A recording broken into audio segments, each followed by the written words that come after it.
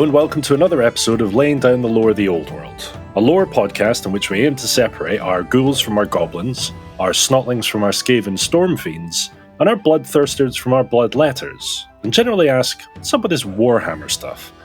My name is Ben Barber, and I know pretty much fuck all about Warhammer. With me is my co-host, With me is my co-host, Christopher Crowlin Allen. My comms are failing. Hi. Who knows absolutely fuck all about Warhammer. That's better. And my dear brother Darren. Who knows so much about Warhammer, it's a wonder he has time to do anything else. After gathering online to slay some vermin in the name of Sigmar, this dichotomy between our levels of understanding became clear, and this series is an attempt to address that ignorance. Hey-oh. My headphones were playing up a little bit, so when you did that intro, it sounded like, you know, we say Skaven Stormfiends? It sounded like Steven Stormfiends. Very middle of the road. And Gary Ghouls. And Steven Stormfiends. Barry Bloodletter. I mean, Steven Stormfiends is now how I'm going to check into hotels. Yeah, that's the name I'm going to give when they ask me for the name at Starbucks. Steven Stormfiends? Yeah. Steven will do. No. Okay, just Stormfiends then. Right, well, that's done. Moving on. Big thanks to everyone that supports the show. You guys are great. If you would like to support us, there are a number of ways you can do that. You can head over to Patreon, where you can sign up for our Discord for just £3 a month. Come and have a chat with us. Or you can pay an extra £2 and gain access to the full back catalogue of our bonus show, Chunks of Dar. And we also have merchandise and links to affiliates if you're into the hobby on our website. So just click the Quartermaster link in the description and biggity bam, show supported. Also, this episode may include some ads that help us create the content for free. So the easiest way you can support us is just by letting them play fully. Or hand jobs. Or hand jobs. That's got to be the fastest that's ever been said, right? Yep. What, the hand job? Yeah. Friction. There was smoke coming out. There was smoke coming out. There was smoke in front of my camera earlier. Because of candles, not because of aggressive masturbation. You're doing it wrong, Darren. Oh, dear. What a great start. Right, Crowley, you know what time is. About 10 to 10 to 10, 10, 10. Hello, Reichland. It's time for the WhatsApp recap. Hey! Tentacle. They're waving their tentacles, dear listener. They're not just shouting tentacle. They're not shouting testicles. That would be great. That's a real power move if you go to play ice hockey against another team and their fans are waving giant foam testicles. That's a real off-putting. Nuts. Prairie oysters, don't they call it, or something like that? Prairie oysters? What? No? Testicles? Yeah, no. Yeah. Oh no, that's then they call that like that's Rocky Mountain oysters. Rocky Mountain oysters, something like that. Is it? No, I'm just gonna park. I'm just gonna draw a line and move on. Fuck it. All right, this is going. He's getting too excited. No. Too much talk of nether regions. We got to stop these 9:30 records. No, too much energy. Too much time for you to think of untoward things before we start recording. Exactly. What do you want to know? Huh? Why am I here? Just a recap. Just a recap of the last episode. It's not last episode. Khorne. We got Khorne with Khorne and his champions.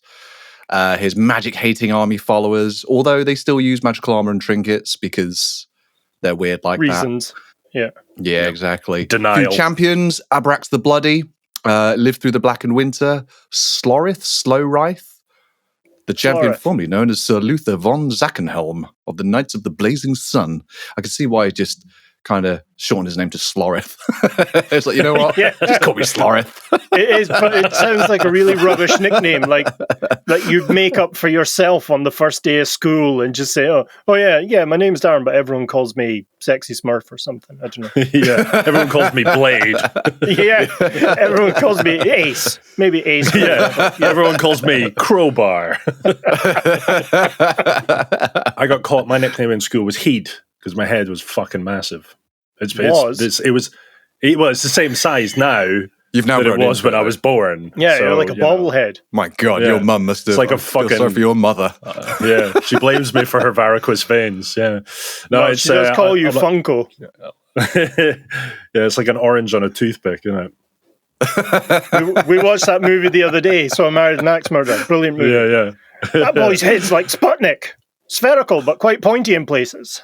Oh, that was too far. He'll be crying himself to sleep tonight on his massive pillow. Valkyr the Bloody. We all know Valkyr. Arbol the Undefeated. He was the one that returned from the realm of chaos riding Khorne's favourite dog. Yeah. Oh, yeah. Oh, He gave me a puppy. He went and challenged Khorne. No one heard about him for ages. Thought he was like, well, he's fucked. And then he came back riding. Back bitches. Exactly. It's like when a really angry toddler attacks you. You just kind of scruffle his hair and go, "Look at this guy! Look what he's trying to do! He's what a wee man! He's so grown up." Was it a juggernaut he was riding? No, I mean, was it a juggernaut he was riding? A giant flesh hound, which is not. Okay. Nope. Moving on. You can't buff those, can you? You can't buff a flesh hound. It's more of a hog polish. You can shampoo. You can chamois. Flesh hound shampoo. No, just call it flesh chamois. There's the cross pollination there with the adult industry is staggering.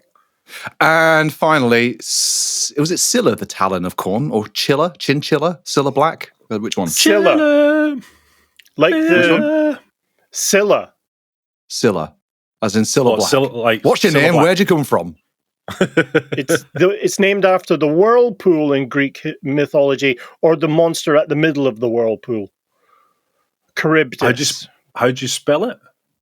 Scylla. I put Cilla ? Question mark.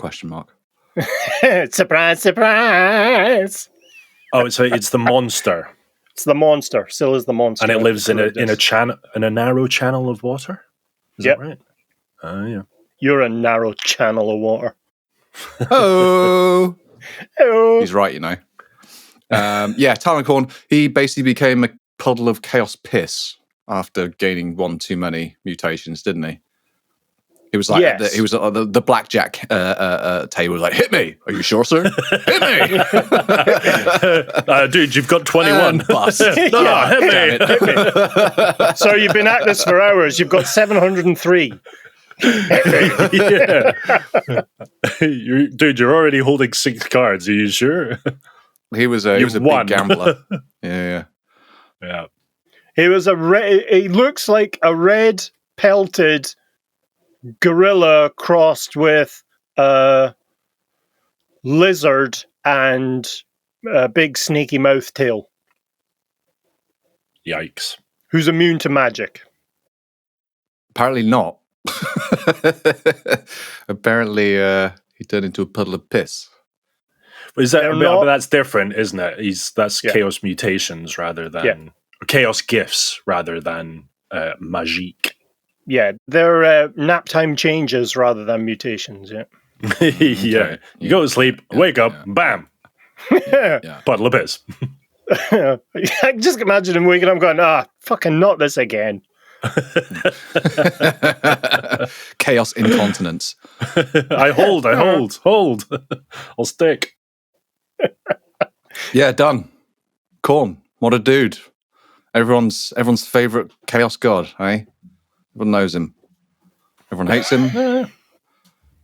Is he? Who's the most popular chaos god? Probably Nurgle.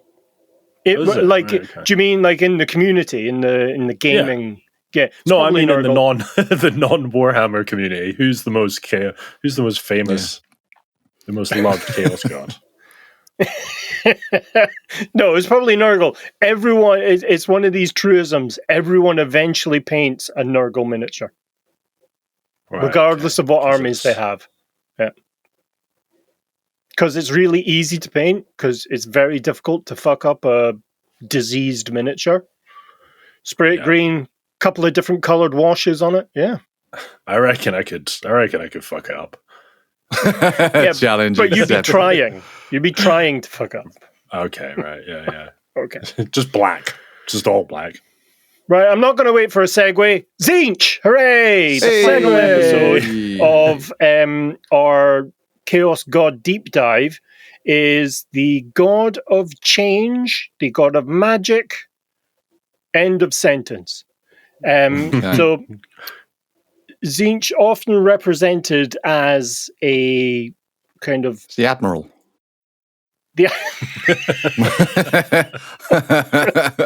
Just for listeners, Ben's got the tentacle rested on his head, a foam tentacle. Like not a real Napoleon. one. That would be weird. And he looks Yeah. like the weird admiral guy from the car insurance company whose name eludes me.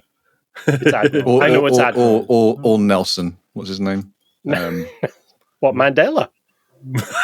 Nelson Mandela. That's an odd AI image request, isn't it? Like, honestly, Nelson Mandela as Napoleon. I mean, that's not only racially charged, but that's emotionally charged. So actually, in terms of use of tentacles, this would possibly, am I right in saying that this would be the most relevant episodes? Is Oh yeah, right up there, yeah. Tzeentch Tzeentch is the god of change, the evil god of change. So tentacles play a prominent role in Tzeentch's armies, although for some reason tentacles are mostly, in terms of miniatures, they're more associated with Slaanesh and Nurgle. Oh, interesting. Nurgle for the kind of gribbliness, and Slaanesh for where they can put the tentacles. Oh, okay. Mm. Yeah. But in terms of just weird octopus chaos spawn, Tzeentch is I was about to say dude, but Tzeentch is the person. There, let's settle on that. Tentacles are just so like flexible and in the world of chaos and mutations, aren't they? They go with anything. Stick a tentacle on it if in doubt. It's the little black dress of mutations. Yeah. Apart from corn. Yeah. Tentacles and corn, yeah. It's a bit like licorice and cheese. Just a bit weird. Instead of tentacles, followers of corn tend to have beweaponed extremities, which is effectively... Well, the tentacles are weapons. Where the it's like a normal arm, but from your forearm down, it's kind of a fleshy bone sword or axe. Right. Mm. Yeah. Tzeentch plays the prominent role as the god of magic, and we'll dive through some of magic or Tzeentch's chaos, Darren? We just had this conversation. Magic. In this instance, I'm referring to magic, and it'll become clear why I got my eye shortly. But we'll then talk about motivations, human cultists, the kind of more specialized units in a Tzeentch army, and then we'll have a look at the champions. So very much following the pattern that we've done for the other three gods of chaos. Tzeentch arrived into the world with the rest of the chaos gods when the polar gates collapsed. And the sudden pulse of the raw stuff of chaos, Dar, as it's referred to nowadays in the contemporary Warhammer world, the winds of magic just swamped over the world, causing intense mutations and the sudden rise in magical capacity for the mortal beings of the fated place. There is a myth associated with Tzeentch where at that time, because Tzeentch is effectively the god of chaos, of also magic, he was the strongest chaos god, or he was stronger than all the other chaos gods put together. He was the king, effectively, of chaos. We should be that sounds like an 80s supervillain, King Chaos. Because he's like a master chess player, isn't he? He is, yeah. So, right, okay. Yeah. Plan within plan, which is why more associated with the 40k setting, as planned, those two words are associated with Tzeentch. So whenever anything good or bad happens, someone online will go, as planned. Yeah. Okay. And that kind of knowing wink, that you want to punch. Yeah. Not being able to kind of cope with this power imbalance, the other three Chaos gods, Slaanesh, Nurgle, and Popcorn, grabbed Tzeentch. I'm harking back to a phrase you made when we started doing the Slaanesh episodes, Ben, which is, how would three concepts grab another concept? Like, what does that look like? Maybe it doesn't look like anything. But they took him to the highest mountain they could find in the fated place, and they threw him from the top of it, bound with their own forms of magic and the chains of Khorne. He shattered upon reaching the ground and broke into 10,000 shards.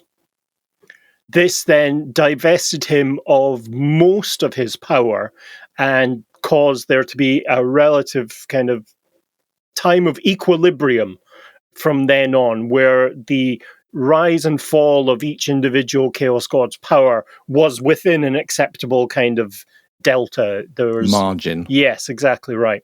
This is a myth told by magic users. This is not a thing that actually happened, although it kind of did. Because each of those shards of Tzeentch transformed into a spell. So there are, within the Warhammer world, within the Fated Place, chunks of 10,000 spells. Sweet. So this represents that all magic not only is governed by Tzeentch, but also is Tzeentch. So that any use of a spell, regardless of how it's done, feeds into the power of Tzeentch. This is in the same way that acts of violence feed into the power of Khorne, disease and despair into Nurgle, and addiction, excess, and otters feed into Slaanesh. I'm not even going to explain the otters thing. Go and Google Michelle Wolf. Question. I'm sorry, I don't recognize. Tentacle. What is that you're holding up? I don't recognize it. How dare Idiot. Tentacle. Mr. Ben. When he shattered into 10,000 pieces and all those 10,000 pieces became spells, were those spells both like objectively good and bad spells? Like, were there healing spells in that, or was it pure chaos spells? It's every aspect of magic. So healing spells. So you could use healing spells for good or bad. Okay. So you could be torturing someone and heal them and bring them out. So magic is neutral. Right. So it's similar in terms of Tzeentch's, the effect that it has on it is the same as when, like, a part of the Empire go on a war that is justified and right, morally. It still feeds into Khorne because it's still violence. Is that... Yeah, the justification doesn't matter. Doesn't matter. The actual act. Right. So any time magic is used, it's in effect a prayer to Tzeentch. If we think of it that way, in the more traditional kind of gods and prayers. Tzeentch obviously is concerned about his wayward parts, and they seem to be shattered into 10,000 pieces. How inconvenient. I need to find my parts. You walk into another room and half of you disappears. Like, what did I come into this room for? Who am I? Where are my other 10 legs? Yeah. No idea. But he's so concerned, he's actually tasked a pair of demons to go off and track down all of the spells. They're referred to as the Blue Scribes. We've discussed many times the pantheon of Tzeentch, but we'll just quickly cover it again. Greater demons are the Lords of Change. They're the devil budgies of Warhammer World. Oh, yeah. The lesser demons are the pink horrors, which then can, if you kill them, they split into, for each pink horror you kill, it splits into 2 blue horrors. And if you kill a blue horror, it splits into 2 brimstone horrors, which are tiny little kind of flaming anthropomorphic wee shapes. His steed is the Disc of Tzeentch, which also has a kind of weird shark-like cousin called the... I've completely forgotten. One of my 10,000 pieces has gone. Is it the one that looks like... the Screamers of Tzeentch, yeah. Is that the one that looks like a bit like an evil manta ray? Yes, that's right. The Screamers of Tzeentch, I've recalled it. And then the kind of beast are the Flamers of Tzeentch, which are, basically demons with their arms are flamethrowers. Fleshy flamethrowers. That'd be another good name. Another good name to check into a hotel. Mr. F. Flamethrower, come to reception. That's a cappuccino for Mr. Flamethrower. Yeah, I'd phone down reception. This is Mr. Flamethrower. I have a burning issue. So the blue scribes are a pair of blue horrors who are mounted on a disc of Tzeentch, but it's more like a manta ray thing. It's kind of a cross. And one of them, called Patrix, scrawls down every spell that they come across. And its twin, Zeratpa, which is just Patarix backwards, reads the spell aloud once it's written to check that it's done correctly, which means that it's constantly casting spells. So just don't go near them, because you'll get turned into a kumquat or something. I don't know. That could be one of the spells. You don't know. Mr. Chris, you tentacled. Yeah, just what were the names of these 2 blue adept people? Patarix and Zeratpa. Patarix. Yeah. Is Patarix spelled with a P apostrophe T? Patarix? Exactly right. Yeah. I feel like Tzeentch's followers have a lot of that kind of... A lot of apostrophes. A lot of consonants coupled together. Yes. Like B's and P's and P's and T's and S's and T's and all the T's. Listeners, the man knows his consonants. Hey, it's true. I'm feeling inconstant right now. Oh, would it just leave? I need this poison out of me. So, Jesus. Magic plays a huge role for Tzeentch and Tzeentch's followers because it is to do with changing the immediate kind of corporeal realm from one state to another, either from a live state to a dead state, or increasing the cases of mutation around the globe. And change really encapsulates Tzeentch's kind of raison d'etre, as our French-speaking Japanese friends would say. It comes down to real manipulation of reality. And because it's a chaos god, it's corruption. Tzeentch, as you guys have hinted at already, plays the long game, has plans within plans within plans. And in some cases, it can take 10 generations for the effect of a cause that Tzeentch put into position to come to fruition, which will then create a knock-on effect that he's already planned for. And it will kind of keep going and going, and they all mirror up into one grand plan that only Tzeentch knows. Mr. Chris? Is he omniscient in that way? And what I mean is, do his plans always come to fruition as he planned? So far, does he know what is going to happen at any time in the future to everybody? Like, it's perhaps the best way to explain it is like a chess grandmaster. Like, a chess grandmaster will be able to not only calculate what your next move options would be, but the knock-on effect. So in some cases, I think it's up to 5 or 6 iterations of moves that you'll go here, they'll go there, and so on, and have contingencies to be able to deal with any changes within that. So it's not that he's omniscient, it's that he has planned for every single outcome that he could possibly imagine. So it looks like he's omniscient. and 6 steps down every possible Yes, path. exactly as well. right. Like Yeah. Okay. So there is a chance that, and they know that their plans within plans may not come to fruition, but they will put in place everything they can to direct actions and events to happen the way that he wants it. So it's kind of like almost like damage limitation, if you like. It's like exactly right. Yeah. The biggest case of risk assessment ever. Yeah. Yeah. Okay. And in that sense, like, has he ever failed in his plans? Has any of his plans ever failed? There have been setbacks, but no plan has ever failed. Okay. That's because he would have, in a situation where, a person, you'd require a certain scholar to become corrupted. Well, he'll actually put in place plans so that the 4 scholars can be corrupted at the same time, and then it's the first one to get that, and then he'll use the other 3 for options for further down the line. Mr. Ben. Mm-hmm. Have they ever been surprised?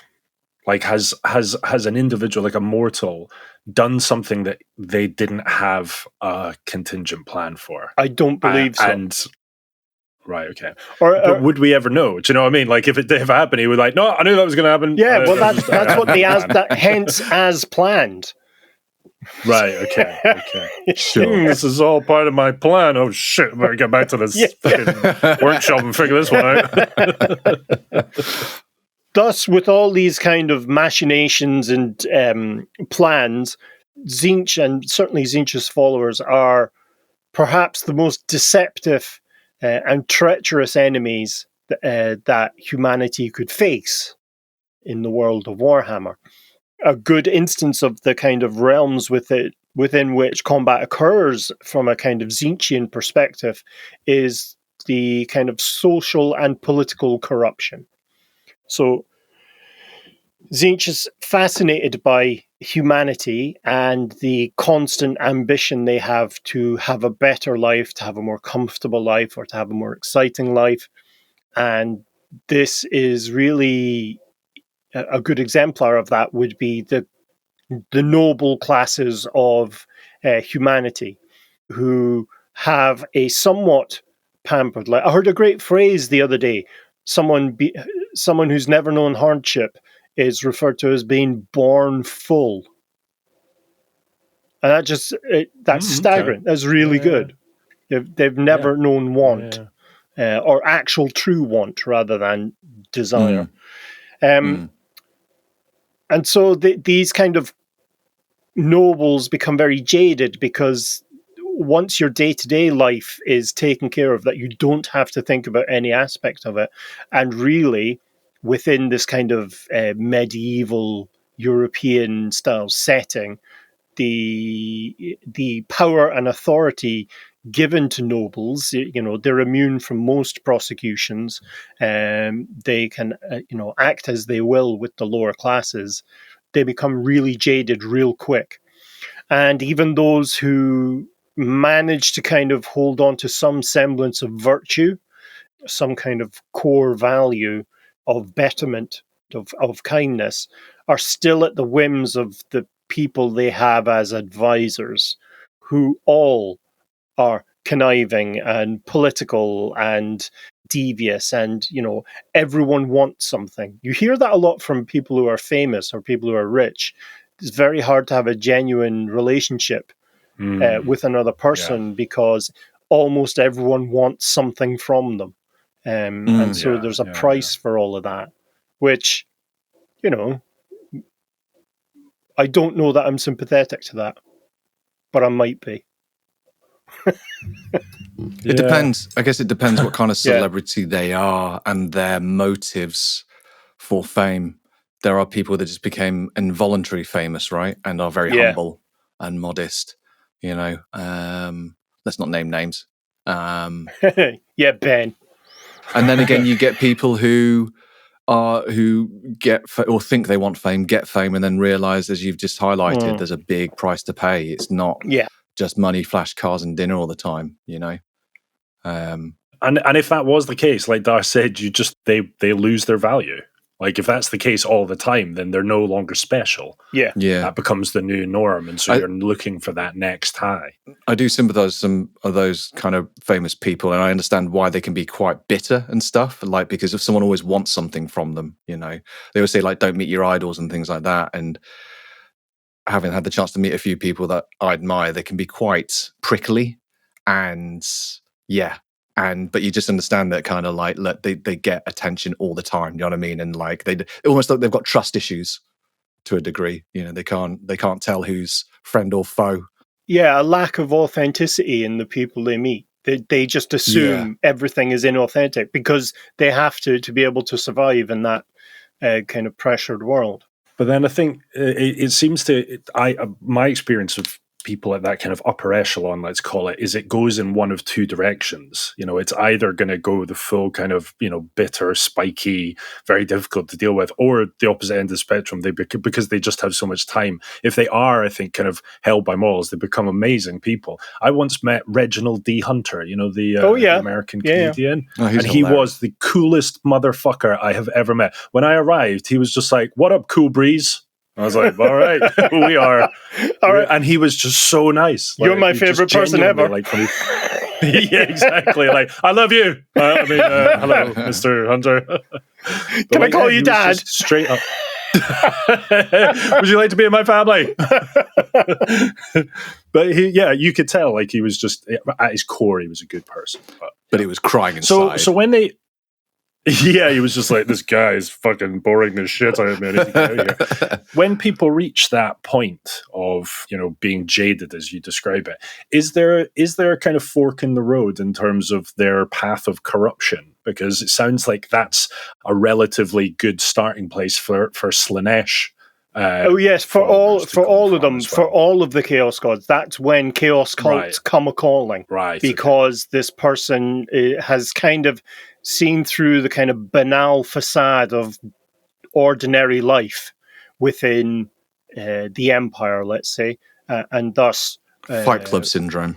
Yeah, they'll either go on to become a great, kind, philanthropist-style person, or they'll remain jaded, and some of those jaded people then fall into chaos cults and chaos worship. And of course, the higher you are in the kind of aristocratic hierarchy, the more susceptible you eventually become, or the more your values are attacked by those around you, if you see what I mean. Because you can do more for people, more people come to you.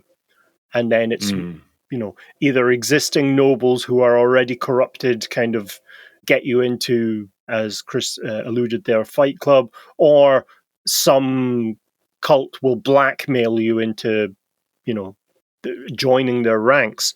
And it's everything's a setup.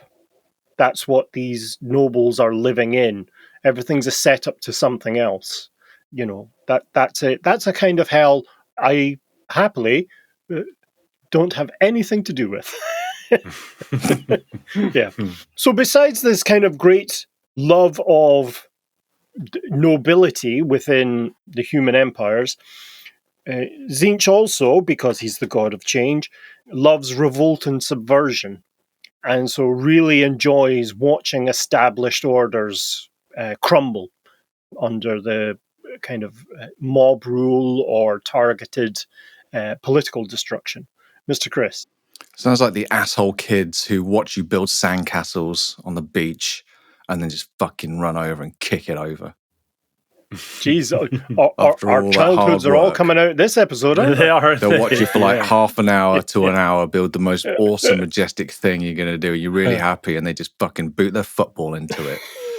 Skegness, fucking bastards.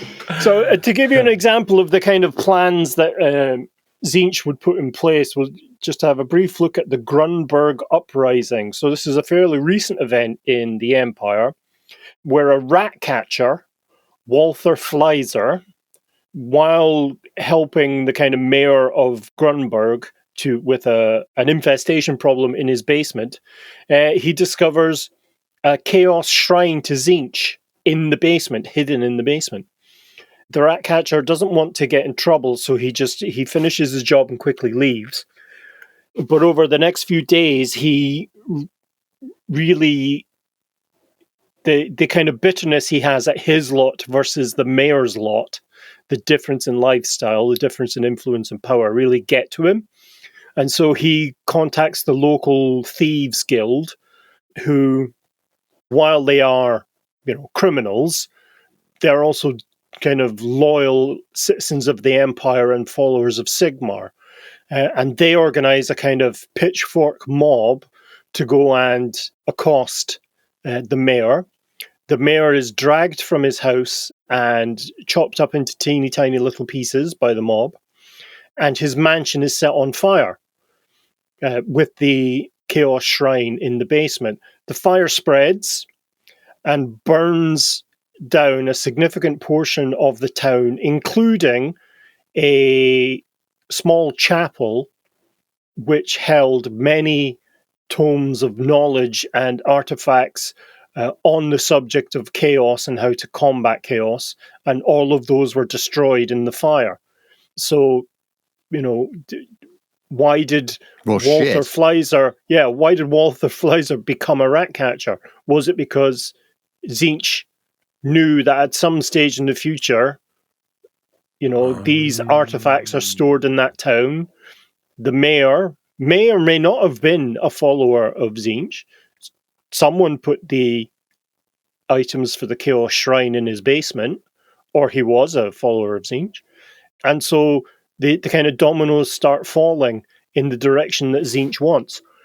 Ultimately, Fleiser, who became an unwitting pawn within the kind of plan of Tzeentch, was rewarded, in quotes, by Tzeentch for a job well done, where he grew a second head from his shoulders, and the head was that of the mayor, who had been torn to pieces. So he spent the rest of his days weeping, one head weeping in terror, while the other head was the mayor, was abusing him for what he did.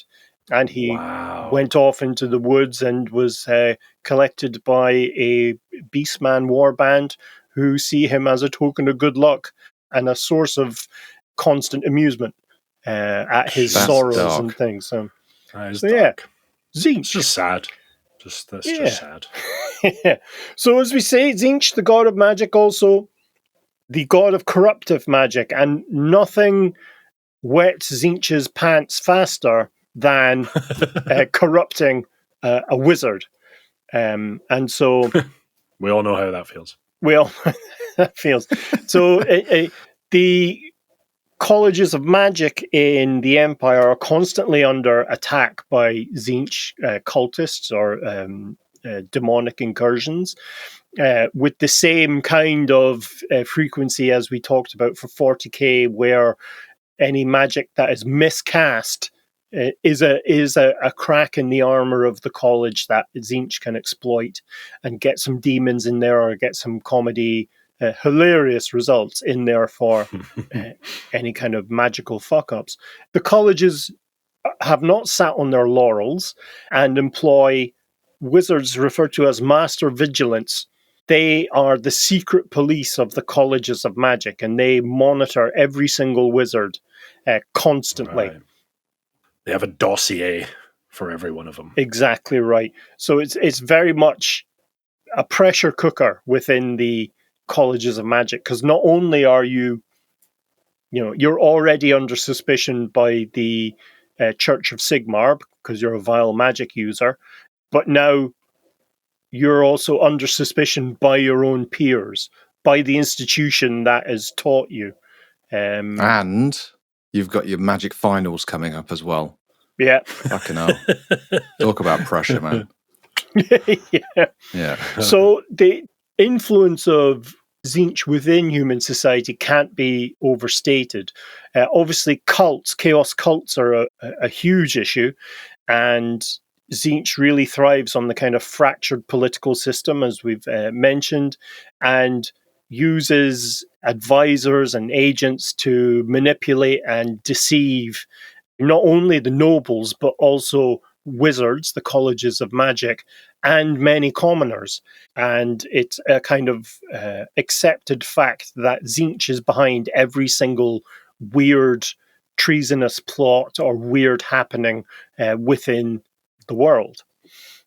These cults are quite vast and numerous at various different levels. So you've got everything from the I'd Wise Shut Fuck Party cults down to Fight Club cults and magical variations of all of those. So it's very much an Illuminati style idea of cults dedicated to Tzeentch. And there is, in fact, an analogous cult, a cult that's analogous to the Illuminati. They're known as the Cabal. The leaders or the agents of the Cabal are the leaders of other cults. So each member runs their own cult, which is either at odds with other members' cults or working to fruition, but it's this kind of constant deception, constant treason, constant change, shaking up the kind of old order of things. Really tweaks Tzeentch's nips. Like the conservative leadership in the UK. Oh, a bit of politics there for you. Yep. That's right. Cunts as well, Chris. Yeah. Just a bit. Does Tzeentch get... You said that Tzeentch is like big into rebellion. Okay, so that makes a lot of sense because he's got to change. Rebellion can bring about change, lots of change very quickly. But obviously, if that rebellion is kind of looking to tear down a system or a state, does Tzeentch gain as much from the building of that state or a building of a new state, albeit, something that happens very slowly over a kind of protracted length of time, as he would do from the kind of very short-lived extreme level of change that you would get from a rebellion? Yeah, he gets the same amount, but over a different time scale. So yes, is the answer to that. But he wants to take a shot of it, doesn't he? He just wants a short, hard hit. A huge kind of collapse of an institution would send a lot of ripples out in terms of change and the real kind of then reconstruction of new institutions or the ongoing effects of the collapse of that institution would also give him power or sustenance as we would understand it. Delicious. So the cults associated with Tzeentch tend to be very academic-y. So they are dealing with knowledge, dealing with politics, very much like the fixers that we see on TV. They're the ones who can connect. If you want to rob something but you need a certain set of skills, they can go off and find that person for you for a price or for an item from the loot that you're going to steal. And in fact, you thought it was your idea to set up this heist, but it was a different cult has planted the idea in your head. It gets very tiring trying to keep track of all of this stuff. It does sound very tiring. I bet even Tzeentch is just like, He just sat in a room just surrounded by walls covered in red thread. He's like, I don't know where I even started. Like, where he is the Pepe Sylvia of the Warhammer world. Yeah. Carol!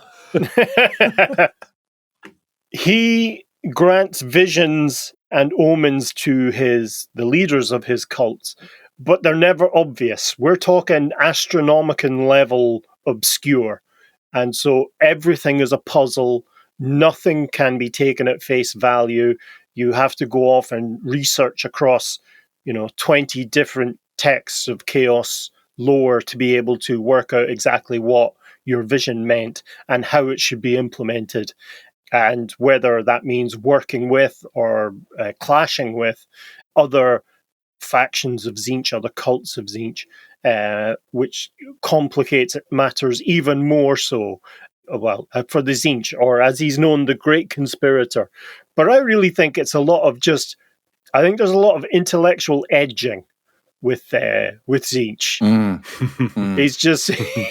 He's like a weird pervert puppeteer in an intellectual sense rather than an actual sexual sense. But I think in previous episodes, you did actually say one of the characteristics of a follower of Tzeentch may be someone who's avaricious for knowledge, always wanting more, always like in a Slaneshi type of way, like always wanting, yearning for more knowledge in that term. It makes sense that Tzeentch is the most powerful because essentially he's the god of, or was the most powerful as per that myth you said, because he's he's decided to get his power or their power from the bit in the middle. It's like the effect of everything that's done is changed. And so that's why he's basically he's like, yeah, guys, you can fight for the donut. I'll just take the bit in the middle because nobody wants that. And there's fucking loads of it. And so you bit in the middle of a ring donut. Yeah, exactly. Yeah, do you know what I mean? It's the change. But it wouldn't be nothing without the donut itself, Ben. Well, yeah, for sure. But how can you have a hole in the middle of the donut without the donut itself? Think about it. Krall, yes, I agree with you. Do you know actually I think you can actually get the bits from the middles of donuts. Yeah, that's a separate. They're called donut holes. Yeah, exactly. So, but they're solid. It's really weird. Just call them cylinders. Call them donut cylinders. People would get it. It'd be a bit shit if you opened them up and it was just a bag of space. You'd be like, oh, well, wish I'd gone for the donut now. I seem to remember a guy, there was this was a couple of decades ago, a guy who broke his tooth on a whisper because there was no air bubbles in it. It was just a solid block of chocolate. And Cadbury's covered whatever costs needed to be covered. But they also sent him a special whisper, which was just an empty wrapper. It was the missing holes, there you go. The missing bubbles. This is on us. Yeah. That's brilliant. Love that. It was in the news as well. It was pretty funny. So harking back to what you said, and I've forgotten which one of you said it, but when an army of the Empire goes on the march and has a battle, obviously the bloodletting and the glory and the warfare is a prayer to Khorne. But the reason that they marched is a prayer to Tzeentch. So this is what I'm talking about. It's so meta. Yeah. It's indirect, isn't it? It's like one stage removed from the kind of very direct effects that the other three gods are looking for, whether it's, excess and sexual depravity or, the spread of disease or, these are all kind of... I've often found that one of those follows the other. And then bloodletting, yes. I need to go and bleed something. But given that knowledge is power, you then understand the kind of secrecy that's involved with the cults of Tzeentch. There might be there could be, up to 9 cults dedicated to Tzeentch within a major city like Altdorf, and none of them will know of the other's existence. Because if knowledge is power, then so is retaining the knowledge. Keeping that knowledge secret is power. But that's not to say that, like with other cults for Chaos Gods, they do include non-human members. So this is where we get to talk about Zangors, who are the beast men that are associated with Tzeentch. So they are beak-faced goat men with spindly bird legs. Now that's a burn, isn't it? You beak-faced, goat-footed, cow belly dick. Whoa! Wow! I don't even know how to unpack that one. Is everything all right at home, Chris? Whoa! Let's not get personal. That's an insult to big-faced goat people. So the Zangor are certainly the most extravagant looking of beastmen, even giving the is it the beak or the udders?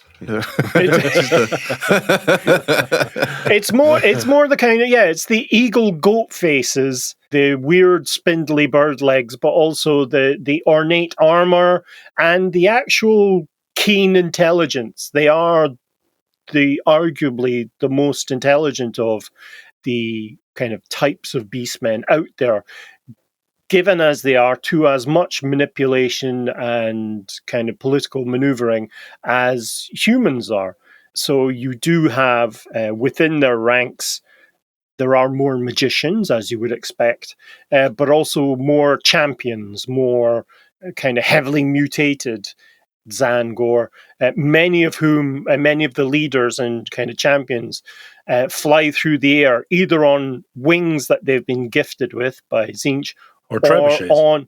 Or just launched. Trebuchets. Just yeeted.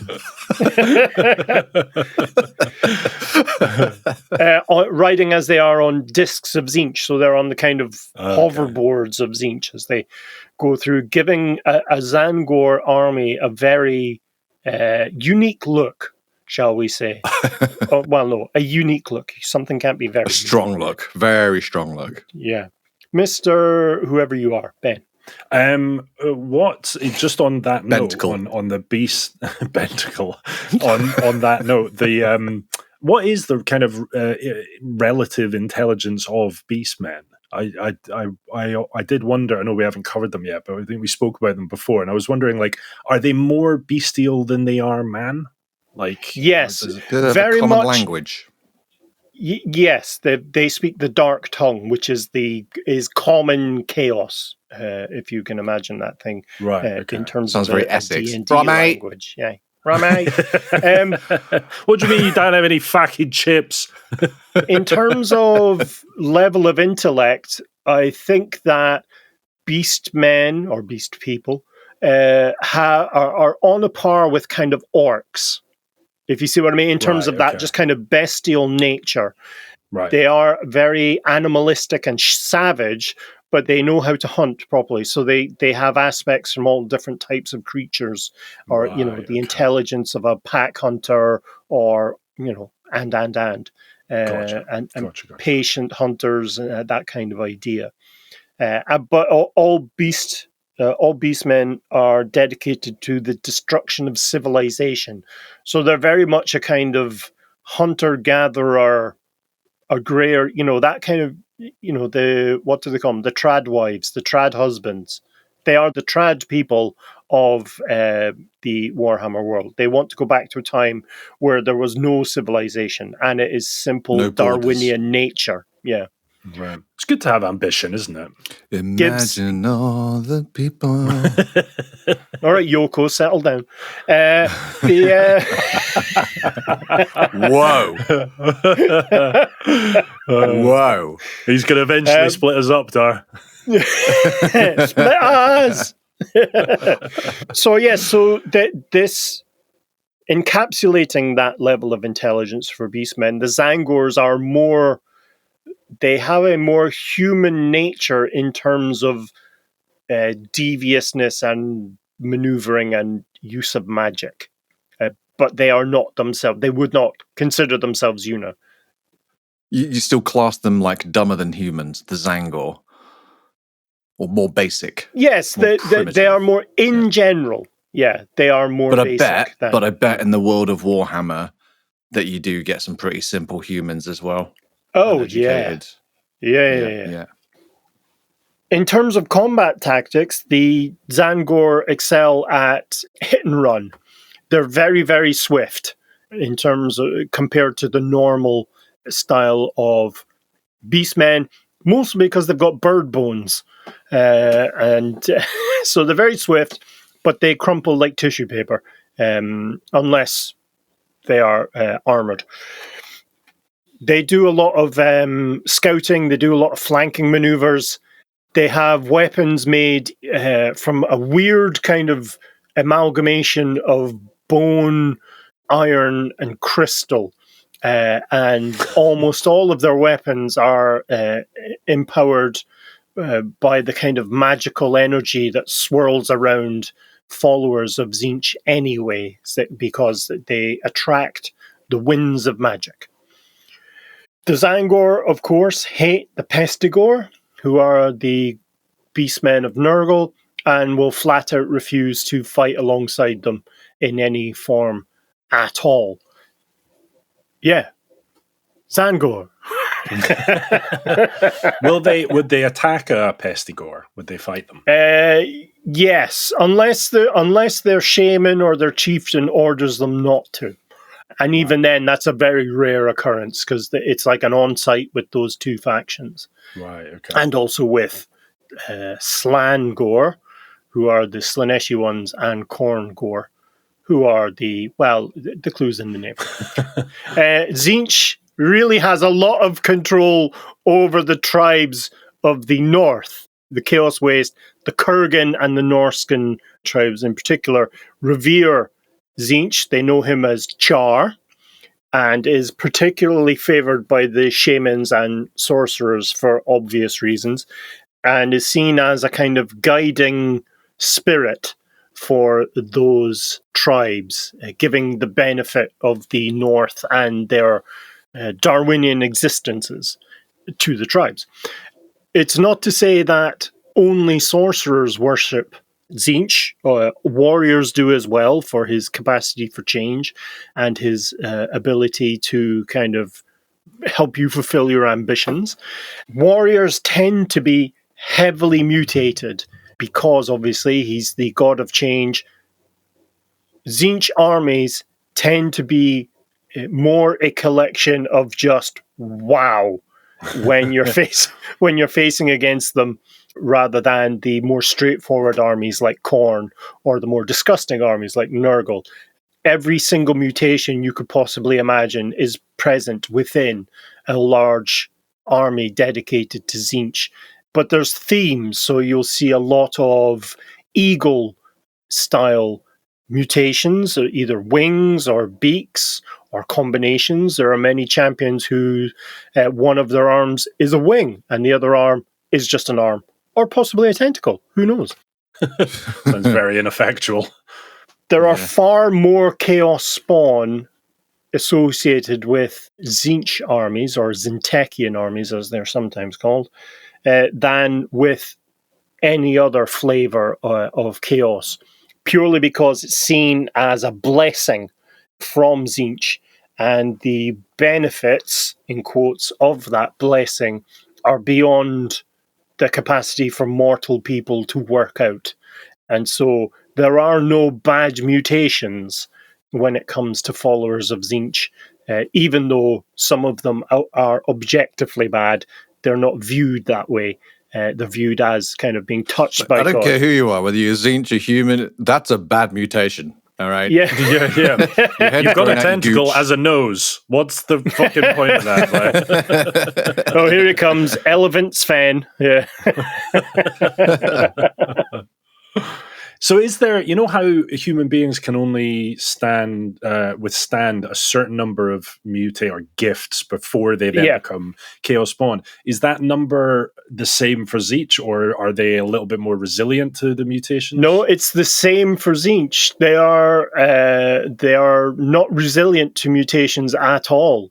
So it's harder for a champion to become a demon prince of Tzeentch than it is for other champions, based purely on the number of mutations and chaos attributes that can be. I beg your pardon, Tzeentch had my tongue there for a second. Yeah, so there's a reason why there's more chaos spawn in an army of Tzeentch than in others, because there are more mutations. Right. But as I say, they're not viewed as they're viewed as blessings rather than curses. In terms of the armies of Tzeentch, it's all of the bog standard units. So you've got Marauders and Marauder Horsemen representing the kind of major tribes. You've got Chaos Warriors, Chaos Chosen, Chaos Knights dedicated to Tzeentch. And one of the more kind of famous organizations from from older lore, really, from novels, are the Silver Knights of Tzeentch. They are as mutated as all the other warriors of Tzeentch are, but they all wear chrome armor, so they look like they're from Chrome 80s Barber. sci-fi movies. Chrome Barber, yeah. A path to a champion of Tzeentch, if it passes through being one of the Silver Knights, you're in good standing to become a major warlord or on the correct path to demon princehood. In addition to Chaos Spawn, they also have a number of beasts. And I just want to talk about one of them, which is the Mutalith Vortex Beast, which is a scaly gorilla that's bigger than 2 elephants with a huge maw full of tentacles and a chaos portal on its back that it uses to pulse out the raw power of Dar. I might get that on a t-shirt, which can in some cases cause entire units of both friend and foe to kind of turn into these kind of flesh lumps that turn into large chaos spawn. So it's a chaos spawn generating siege monster. And I'll put an image in the show notes, but I'll also drop it just now. So it is not only a beast, it is a miniature as well. It is both large and small. When you say the it's the size of 2 elephants, what configuration are the elephants in? Is it very Side by wide, or side, are they standing on each other's? Too long, too high. That's 4 elephants. So 2 by 2. Okay. The Noah configuration. Yeah. So that Mutalith Vortex Beast, would that have been a human, or is that a demon? Is that a construction of chaos from the Chaos realm? It's not a mutated It's a great human. question. It's a grab bag of all of the possible sources. There is at least one like a that grab bag. started life as a human. There is called Aeson, who is the king of the Bear Sunlings, and who was transformed into a Mutalith Vortex Beast. So at least one of them started as human. Holy shit. Okay. Right. Yeah, what was his name, sorry? Aeson. Aeson. I thought I'd recognise a bit of Aeson in there. Aeson. Yeah, Aeson. Must be the tentacles. Yeah. You know what it was like. Another one of them started off as just a very avaricious elephant. And, met up with another avaricious elephant. And, one thing led to another. They thought they were into Slanesh, so one mounted the other, and then bam, one of them. It's like the Macy's Day Parade from hell, isn't it? Yeah. That walking down fucking Fifth Avenue. Yeah. Mardi Gras. Yeah. Nice. Followed by like the Sesame Street characters. And all right, lads. So we've talked about Tzeentch a little bit this episode, so I just wanted to quiz you. Uh-oh. Okay. Which of the following names is not associated with Tzeentch? Is not associated with Tzeentch? Okay. Is it A, the Eagle, B, Raven God, C, the Crow, or D, the Wind Lord? Oh, Jesus Christ. Right. So can you say them again? The Eagle, The Eagle? Yeah. Raven God, the Raven Crow, God. and the Wind Lord. Which one of those 4 is not associated with Tzeentch? Right. The Wind Lords, that sounds like something related to Nurgle, doesn't it? The Wind So- Lord. Yeah. Yeah. There's that. I also think the Crow and the Raven, which are from the same genus, I think that's the right word. I think they're Nurgle related as well. And the Eagle, I'm pretty confident the Eagle is Tzeentchy. Raven and Crow, again, kind of similar, the same animal. I think they are Nurgle-y. The Wind God. Now, the thing about the Wind God is, I don't remember Darren mentioning it, but Winds of Magic, Winds of Change, Scorpion Song, great song. Yeah, I think you're right with the Crow and Raven God. The Crow, obviously, great movie, but no, I don't think it's related. Yeah. The Eagle, aren't is it the Keeper of Secrets? The Greater Demon of Tzeentch? Isn't that 2 eagle heads? Something like that. Yeah. Yeah, they're not necessarily, they're bird heads. They're bird heads. Oh, okay, Burbs. right. So, And they're all they burbs. looked- So I'm going to say wind. My vote's the wind. It's not Okay. related to Nurgle. I'm going to go with the Eagle. All right. So you've gone, these are the names not associated with the Tzeentch. Oh. Yes. Yeah. Wink. Yeah. Because Ben has been fucking typing and Googling. No, I've literally just written them in the URL thing so I can look at the name. Okay, in that case, I'm going to say Raven God. So, Chris, you went for the Windlord, and Ben has gone for Raven God. The correct answer was the Crow. The Crow is a carrion bird, worshipped by the tribes of Chaos. Well, The back half of this episode, I'm going to be a little bit tetchy about it now, because you got that wrong. Well, thank you, everyone, for enjoying our inaugural fantasy feature. Yay!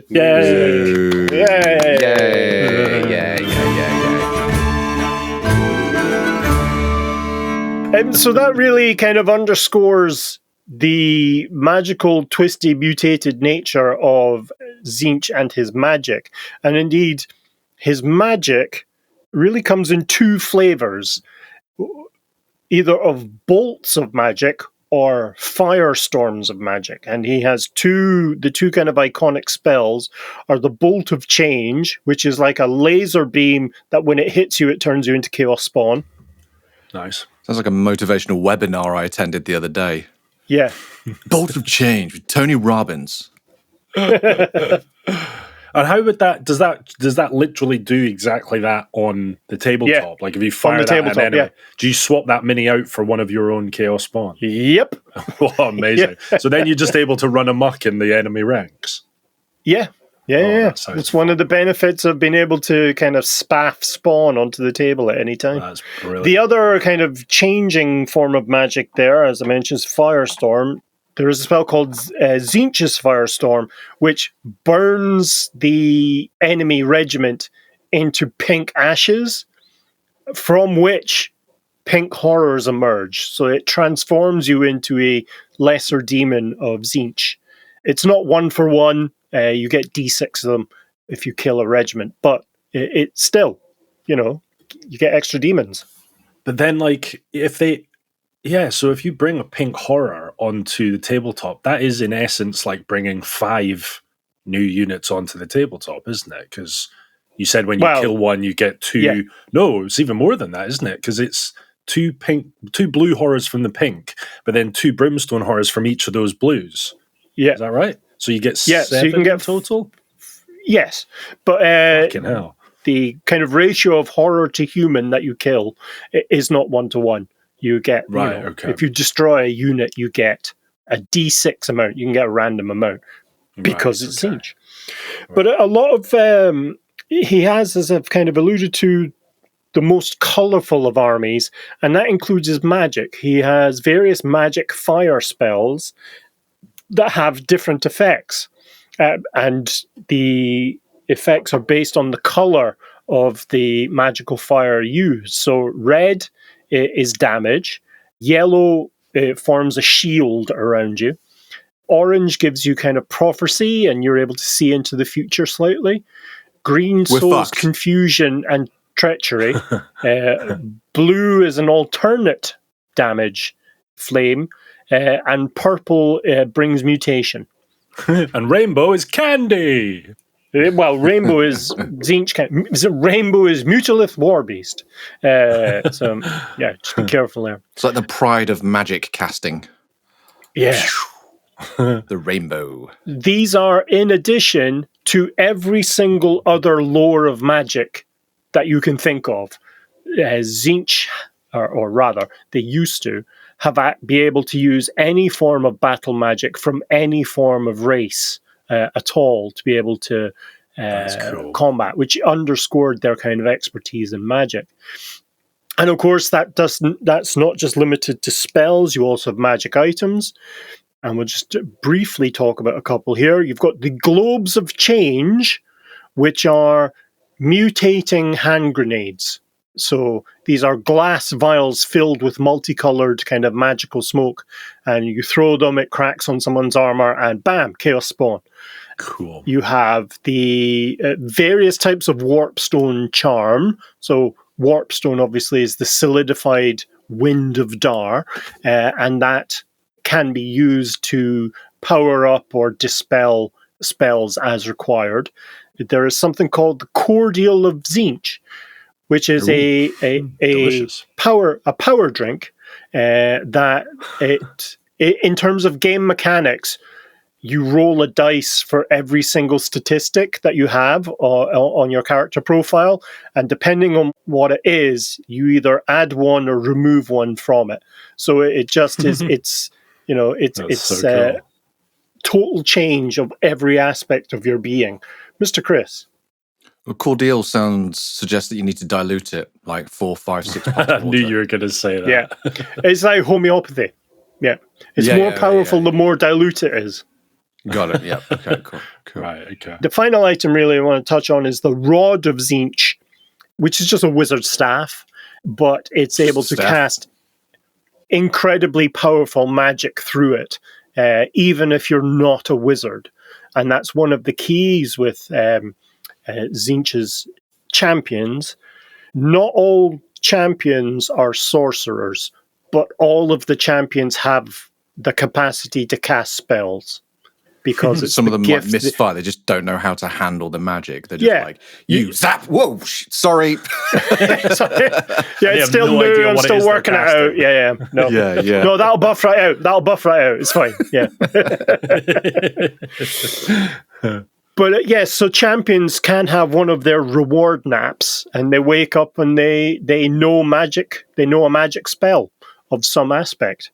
Oh, cool. Which is weird, knowing that that's a bit of Tzeentch now inside you. It makes it weirdly Slaaneshi. So really, that leads us nicely into the champions of Tzeentch. And so we'll just have a quick chat about them, and then we'll have a look at a couple. So as I alluded to there, unlike pure sorcerer lords, champions tend to be sorcerer warriors.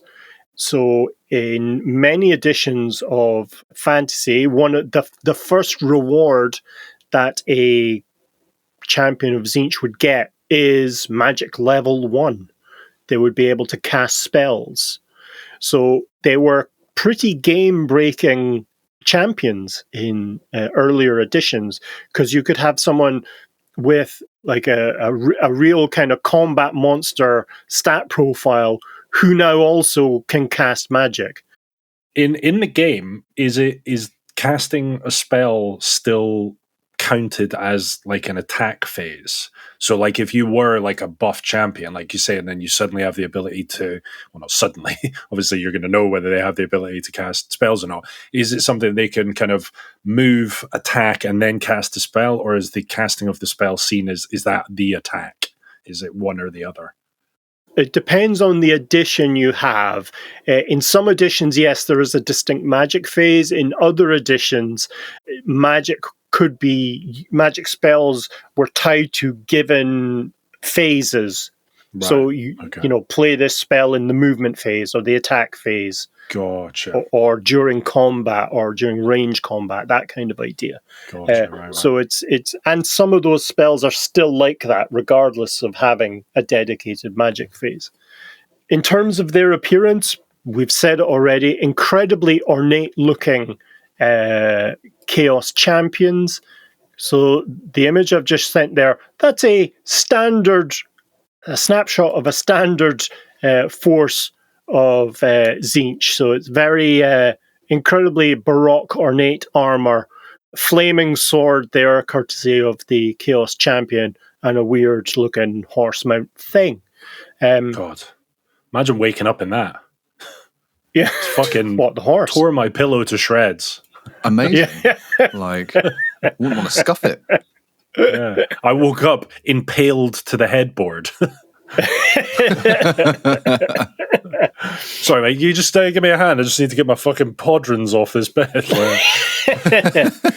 So not only are they incredible warriors and incredible magic users, there are also a lot of very powerful academic champions of Tzeentch whose knowledge of enemy forces or of the landscape play a real pivotal role in victories, or indeed even if being able to march your entire army past an enemy encampment without them knowing.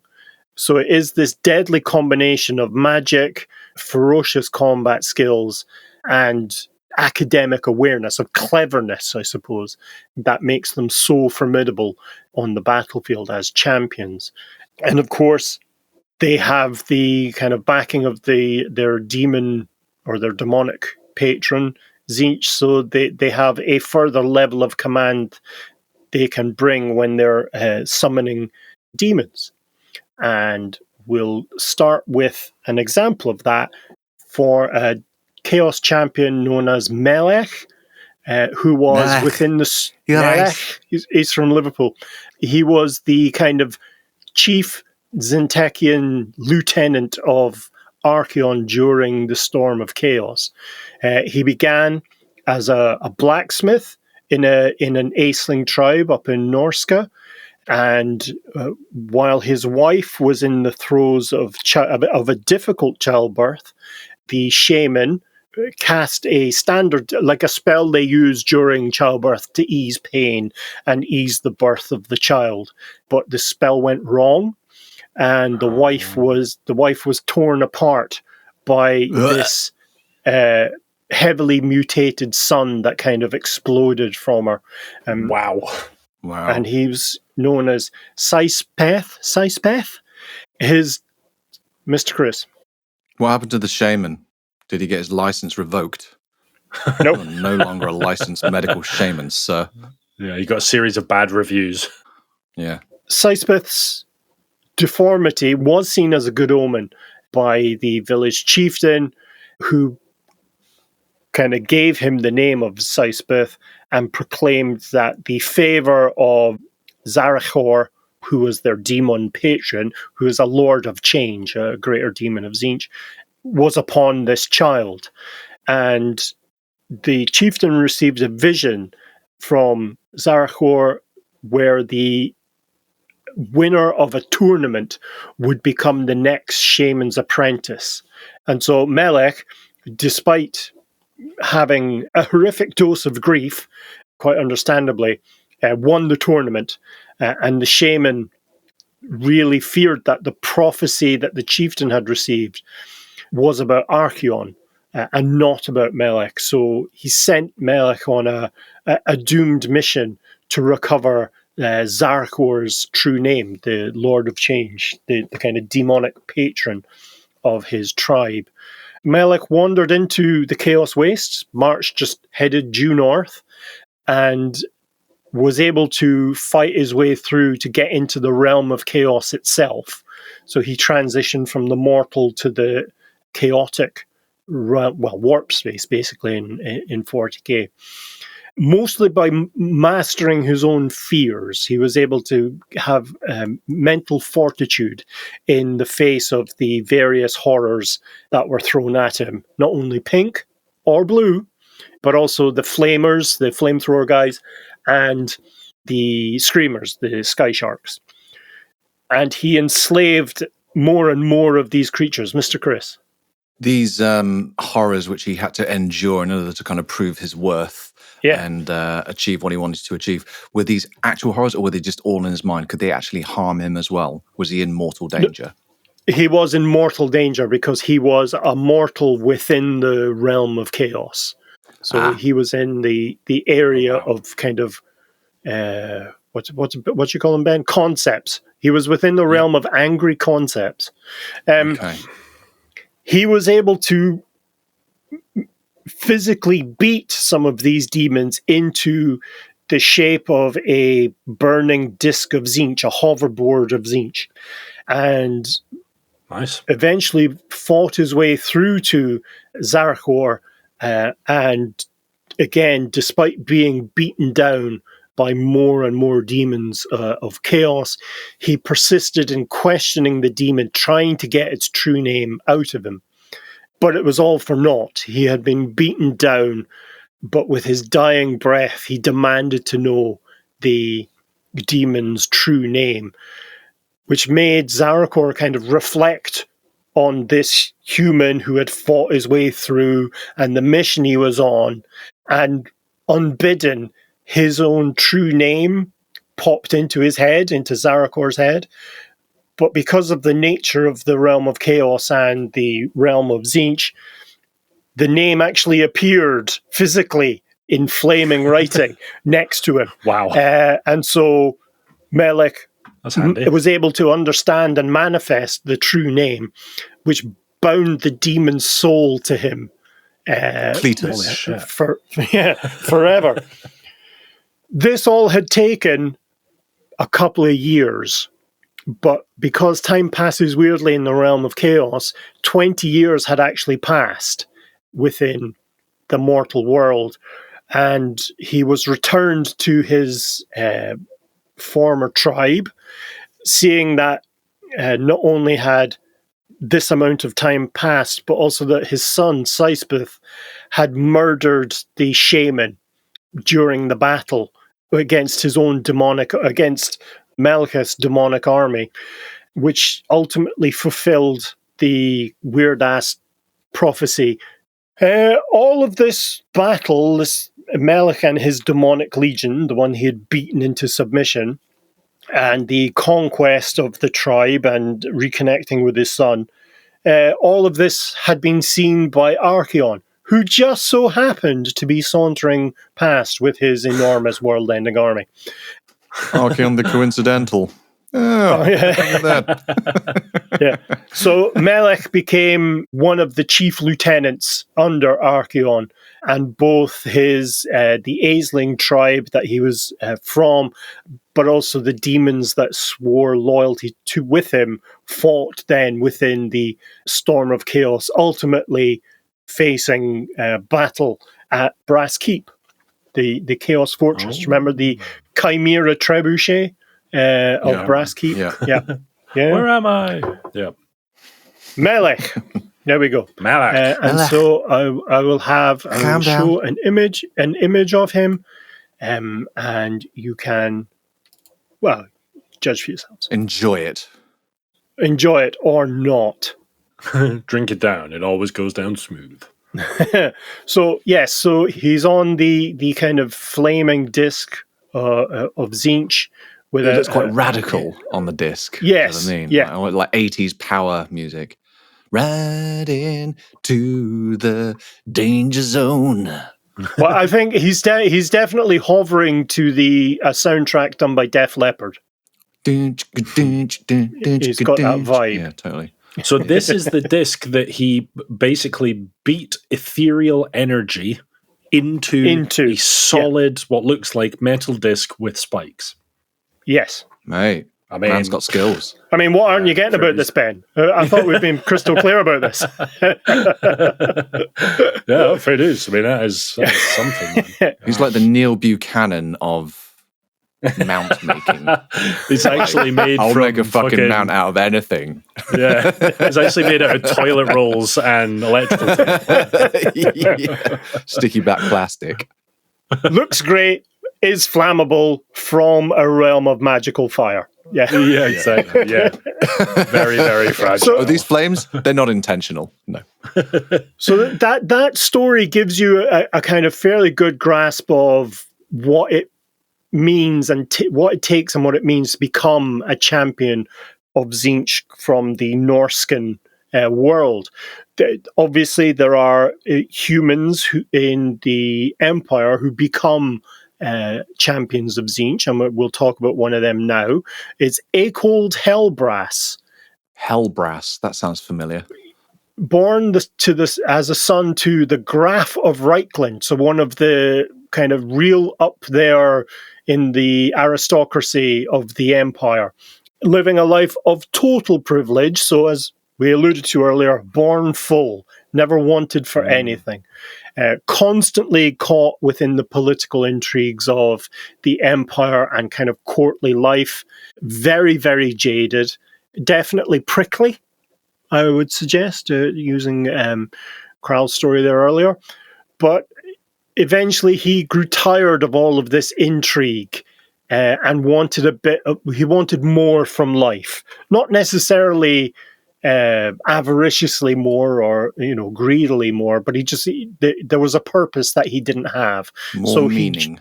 He joined a knightly order. He became a knight of the Order of the Jade Griffin. Easy, Ben.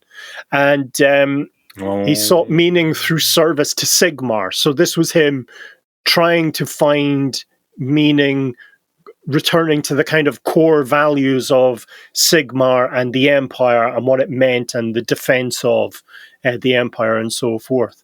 Mr. Chris? When he entered into that lifestyle, did he give up all his lifestyle at that point, or was it not that kind of commitment? Yes, no. These are Templar orders, so you become a monk effectively. You're a warrior. Give monk. all your money, give away all your belongings and earthly possessions. Unfortunately, this largesse, this attempt at kindness and compassion, provided no solace for him whatsoever, and he found not only the service to others as hollow, but also the prayers to Sigmar, the constant preaching, the teachings of Sigmar felt empty, and all of his prayers went unanswered, which harks back to another Chaos Champion we've talked about previously.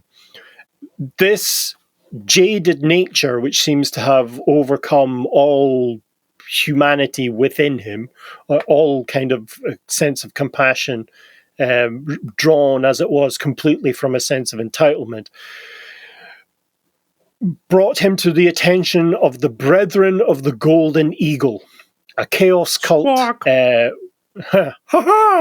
where he joined and was brought in quickly to, as the son of one of the leaders of the Empire.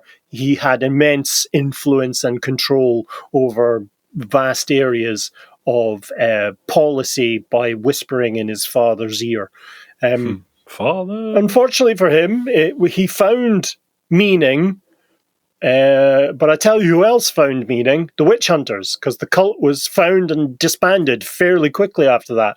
And Aekold escaped, but was betrayed by a junior acolyte, leading to his relentless pursuit out of the Empire by witch hunters and the shame of his family. He survived getting out of the Empire, but because the witch hunters know no jurisdiction, they followed him into Kislev, and he was pursued then not only by witch hunters but by agents of the Tsarina, until he was able to get his way past through Kislev and then up into the Troll country, where in a act of happenstance, in quotes, because it's Tzeentch, he came across, not literally, a Minotaur who was guarding a Chaos Monolith, and entering into combat with this Minotaur, defeated it, and kind of laid down, really, kind of went to rest in the shadow of this enormous Chaos Monolith, a shrine to the gods of Chaos.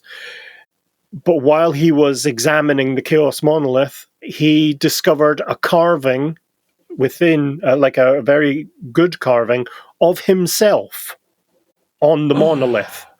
So he took this as a sign that he was meant for something, that there was a path he was destined to, trod. He journeyed northward, still riding the same horse he had been the entire way, Validus, but he began to mutate, both physically and spiritually, as he moved from Chaos Altar to Chaos Altar.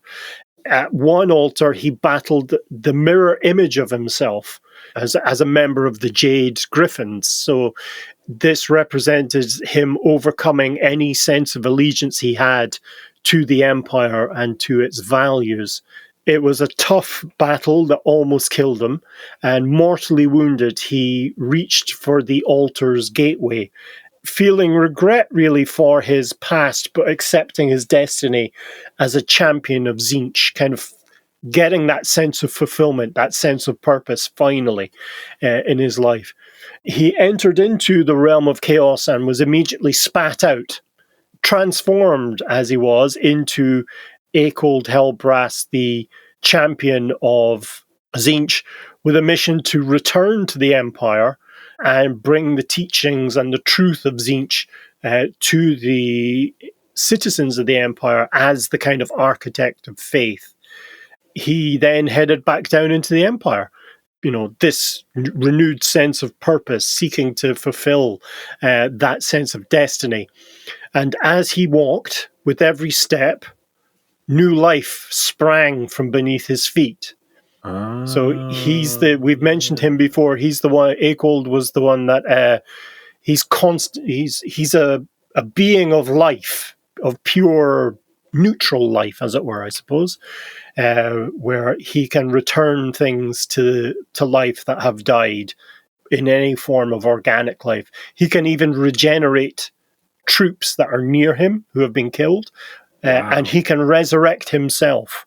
He is eternal now in the service of Tzeentch, and is one of their chief kind of priests, I suppose, in spreading the good word of Tzeentch. Mr. Ben. Is his connection with kind of giving life, is it purely to do, like, he can only kind of bring things back to life that have died, or like can he make things that are alive more alive, like grow more? Do you know, you said that when he walked over alive. It's a mix. Yeah, like a guy just has his lawn done and then Helbrass walks across it and there's just these fucking, doesn't matter how many times he mows it, there's just these footprints that just grow faster than everything else. Yeah. It's like, son of a bitch, just had that done, man. The gift of life. Well, I mean, the gift of life is really what he was given, the breath of life. So he can, as I say, not only heal himself and resurrect himself in some instances, but he can heal those around him. He was also gifted a huge two-handed sword called the Windblade, which that sounds like it doesn't give life. That sounds like it's the opposite.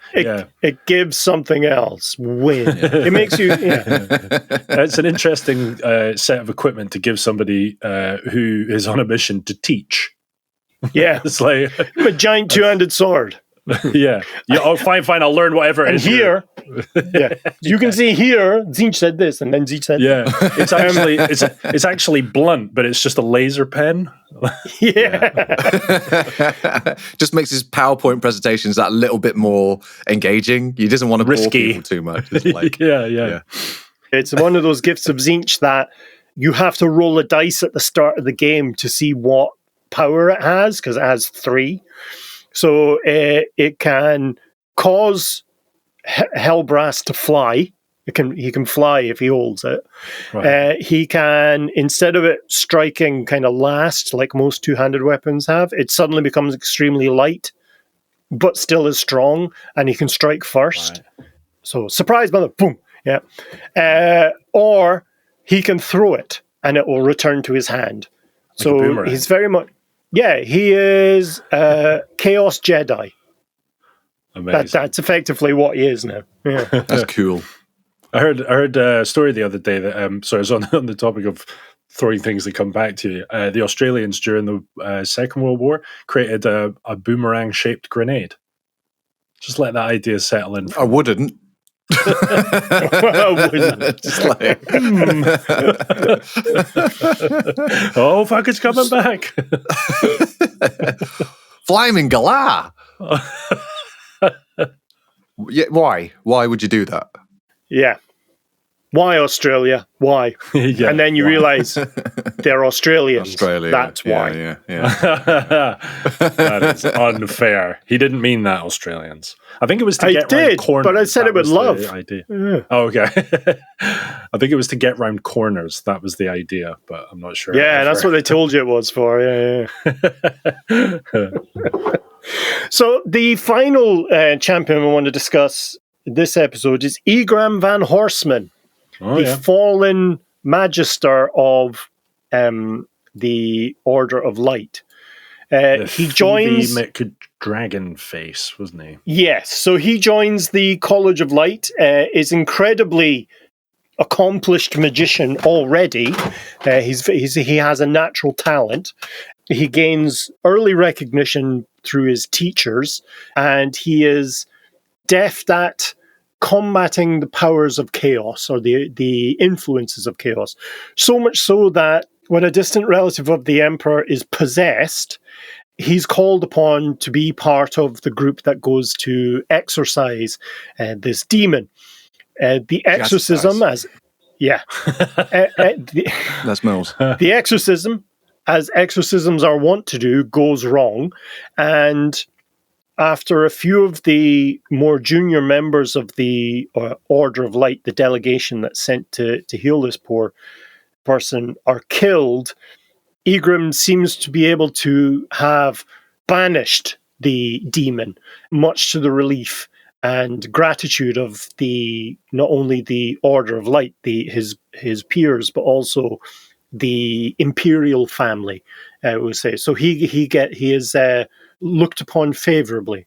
He didn't, of course, banish the demon. What he did was he has this little magical puzzle box which sucked the demon into it, and so he bound the demon to himself and ended up creating a binding contract with that demon known as Hickersnath. That contract was written, it was carved magically into Egrimm's own chest. And so there is the Sorry, I don't have any paper. Do you want to just write it into my chest? Forgot my little notebook. Well, see, this is the thing, is that he bound this demon within his own personal library. So it's not like there wasn't paper and ink lying around. No. I prefer the chest. Yeah. You sure don't want to get me this bit of parchment? No. I'm good. I mean, honestly, it's not a bother. The paper is literally there. I don't even have to reach that far. Listen, I've already taken my top off. Like, let's just get into this. In for a penny, in for a pound. You may as well just get into it. The demon sees all the scarring across his body and goes, I'm not your first, am I? Redact that bit. No, he's talking to him, and then he's like, "Oh yeah, no," but he looks away, and then when he looks back, Egrimm's just taking all his clothes off, and he's just kind of lubing up. He's like, "Oh yeah, there's paper there. Okay, yeah, we could use the paper." Well, I tell you what, we've all been on dates like that. Moving on, saving this member of the imperial family not only brings great kind of attention to him, but also to the Light Order. And so he is trusted then with access into the depths of the pyramids, because we've seen before that the College of Light is a series of pyramids, much like the internet is a series of tubes. And one of the items within the pyramid, there are vaults, hidden vaults within these pyramids that keep the artifacts of chaos discovered by imperial armies. The Light Order is the kind of safekeepers of these artifacts and knowledge on how to fight chaos, because light magic is one of the banes of demonologists and chaos magicians within the world. One of these items is referred to as the Skull of Catan, which is the skull of a demonologist who made a deal with Tzeentch for eternal life. Here we go. The old gotcha, the old one-sided bargain. The Chaos God gave him eternal life for his soul, for his spirit, but didn't give him eternal life for his body. So over the decades, his body just decayed away to nothing. And so he's this spirit trapped in his own skull, in his own empty skull. You'd think by now, like, there's been enough instances of this immortality trick that they'd be like, okay, I want immortality, but I want to be like this. Like, you see, no funny stuff, man. This is just this, but paused. All right, let's do it. And then you are that. And then you are. Right. Exactly, yeah. See, Ben, You're just a mime. You've got to be careful. You've got to cover all it's- bases, man. You've got to think Tzeentch. Be more Tzeentch. Yeah. Be more Right. Tzeentch. All Terms and eventualities. conditions, bitch. Terms and conditions. Tzeentch. What would I Tzeentch want- do? Yeah. Yeah, exactly. You define immortality for me, Tzeentch. Go on. What would you like? Yeah. So the College of Light Magic is this vast repository of magical items and lore. The Skull of Catan. Catan himself is also a vast repository, but for dark secrets. He was a very accomplished demonologist for decades. So he accrued a staggering amount of lore, but also then was trapped in his own skull, so had lots of time to analyze and reanalyze the information that he had. So he had a greater understanding of chaotic magic than anyone else within the old world. So Egrimm van Horstmann's driving ambition was to get a hold of the skull so that he could get some information, get the knowledge that would allow him to call for an audience with Tzeentch himself. Mr. Chris. And how would he extract the information from the skull? Is the skull like it talks, like a Yes. sock puppet, or he just cracks it open like an egg, and then all the knowledge comes out? Yeah. Or is it his ear to his ear, and it whispers it to him? Yeah. No, it magically throws up the knowledge into the mouth of the inquirer. Oh, wow. You got to give it a French. It doesn't. I just made that up. I shall now give you the French kiss of understanding. All tongue. This skull is all tongue. You just have to suck it So- out of the nose hole. You blow into the hole at the base of where his spine would be, and it just kind It of comes out it's all like orifices. yeah. Yeah. So like a it's- cloud, and then you have to just run and put your face in it. Just motorboat into the cloud.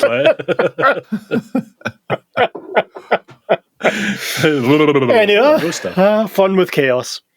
He was able to get hold of the skull and got the information he needed. And Don't ask me how, guys. Don't ask me how I got the info, but I've got the info. yeah. I don't want to talk about it. Why have you got drool all over your face? No, it's not. It's just sweat. It's fine. It's not my drool, all right? That's what you need to know. So the skull told him that what Tzeentch values more than anything else is knowledge and information. So in a kind of weird counterproductive move, Van Horstmann begins burning valuable texts on chaos and how to combat chaos, all the different various texts that are within the Order of Light, destroying them within a kind of magic circle large with the runes of Tzeentch. And he did this a number of times, eventually catching Tzeentch's attention, and a portal basically formed around him and bamfed him into the realm of chaos, where he arrived in the ether, in the lands of Tzeentch, passing through the crystal labyrinth, which shatters men's sanity. He was able to keep himself relatively sane, and got through into the fortress of Tzeentch himself and stood before the throne of the Chaos God, who appeared as a snake made of many mouths. Weird. And Wow. it's a very oral story, this one, yeah. Snake made of mouths And- kind of strikes that idea of the hole in the middle of the donut. It's just like, Yeah. Whole lot of nothing. lots of nothing. Yeah. See, the thing is, was it actually a snake made of mouths, or was it just a load of mouths, and because they all had lisps, it sounded like a snake made of mouths? Yeah. I am Tzeentch, the god of change. Worth it me. He enters then into negotiation with a god, and Tzeentch offered Van Horstmann all the power and the knowledge he required to meet his goals in exchange for his soul, but refusing to make the same mistake that the Katam guy of the moist skull, that we'll now refer to him as. He said he offered him anything other than his soul. And eventually Tzeentch acquiesces, saying, knowledge. I want more knowledge done in the way that you've sacrificed it to me. I want all of the knowledge you can get. And so the pact with Tzeentch is marked again by a new contract, replacing the old one on his chest. Null and this void. one at the end was signed Really? was signed with the sigil of Tzeentch and Egrimm's own signature. In effect, he was given increased amounts of magical power and protection and knowledge in exchange for stripping the College of Light of any arcane information and items that it has. He begins to undermine the influence of the College of Light as his kind of first step in this, up to and including manifesting a 50-foot lightning bolt of solid gold that speared into the Pyramid of Light, causing anger and shock within the Light Wizards, because it was viewed that this had been done by the Gold Order, by the alchemists, as a kind of a fuck you to the Light Wizards. So he's starting to behave a little bit like Palpatine in Star Wars. He's starting to make moves against his own institutions. This blame and hostility between the magical orders increased when Van Horstmann led the investigation and ordered or organized a cessation of hostilities at a Shalian temple, the goddess of healing. While they were discussing the events and what could be done and how to avoid any bloodshed or any further conflict, one of the wizards, one of the gold wizards, just began murking any Light Order wizard he could see. He just casting staggering spells of alchemical magic at the Light Wizards. He had in fact become possessed by or was targeted for possession by the very demon that Van Horstmann had trapped in his little Hellraiser box, and was using that as a, what do they call it in America? False flag operation to trigger more aggression and war between the Light Order and the Gold Order. He again seemed to have become the hero of the hour by being able to pierce through whatever magical defenses this Gold Order wizard had, and was able to kill him, saving the lives of many of his peers and indeed of his own, the leadership organization within the Order of Light. And all that had happened was he had banished the Hiskernath, the demon he had captured, which then returned to him a few days later. The events at this meeting triggered an official duel between the Grand Masters of the Light Order and the Gold Order. And so the Grand Magister Elris, I think their name was, of the Light Order faced it off against a ridiculously unnamed Grand Magister of the Gold Order. A staggering battle ensued. It was appeared to be a duel to the death of light magic and gold magic, of alchemical magic. As the battle progressed, it appeared that the Light Order's leader, their magic was becoming more and more ineffectual, and ultimately they were killed, and the Golden Order considered the matter closed. But this triggered a sense of catastrophic loss for the Golden Order, as they had watched their best practitioner, their leader, fail and die, as if the Light Order, as if the wind of light of Haish had actually fled them, and they were seen as unworthy. Again, this was Van Horstmann's doing, because he was able to, much like his now patron god, work out what spells were going to be cast in what order by the Grand Master Elris, and was able to very slightly counteract them counterspell them, so they had a lesser effect than they would have had normally, giving a huge crisis ultimately within the Light Order and triggering a leadership election process that would last decades, because the Light Order, they don't rush into things. They take their time, they read signs and portents, and because it is the most ethereal and hardest to grab wind of magic, it can take a while for them to reach a conclusive decision. While this process had begun, Van Horstmann got hold of a Skaven magical tome called the Liber Pestilentis.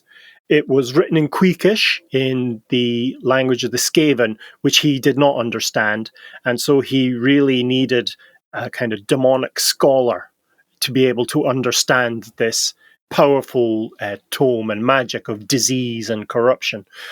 Through his kind of demonic visions, or through his access to Tzeentch, or his the new abilities given to him by Tzeentch, he was able to accompany a series of witch hunters who were allied with the Light Order, including one Vespasian Kant, who was a kind of a colleague of Egrimm's, and they came across a chaos cult dedicated to Nurgle, at the heart of which were a couple of possessed kind of avatars of Nurgle. One of them, Morkulé, known as the Cupbearer, was a demon of Nurgle, a plague bringer that was once again snatched into the magical prison box of Van Horstmann.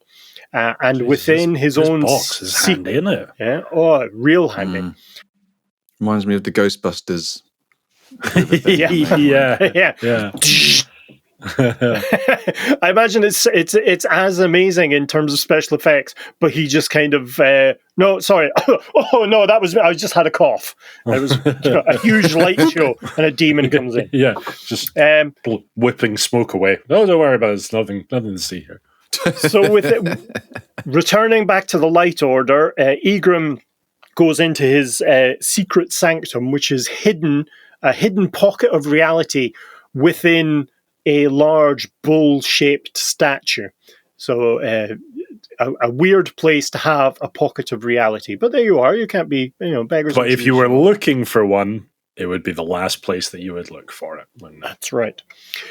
So he begins a bargain again with Morkulé, the Plaguebringer, and he tricks the follower of Nurgle, the demon of Nurgle, by showing him a fake contract emblazoned on his chest. This guy in his chest, it's unbelievable. I bet he wears like Bee Gees shirts, open to the navel, that kind of idea. Yeah. I can only imagine, like, you know how some people you can get those like those really thin material like sleeves, and it looks like you've got a tattoo. He had just one of them, like it's just a fake, fake contract chest sleeve.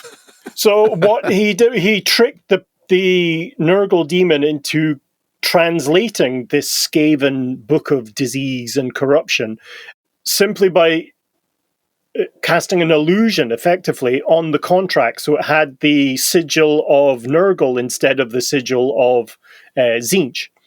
And this allowed Van Horstmann then to move up with his plans and spread a horrific pestilence, a plague, into Altdorf itself, targeting specific areas within the city, not targeting the city as a whole, but absolutely targeting the Gold Order. This became known as God's Rot, which was viewed as a punishment put on these people because not everyone was getting it. And so not only was the Gold Order knocked back a bit, but thousands of people started dying on a daily basis, and the Light College was completely helpless in terms of being able to fix this, in terms of being able to cure this disease.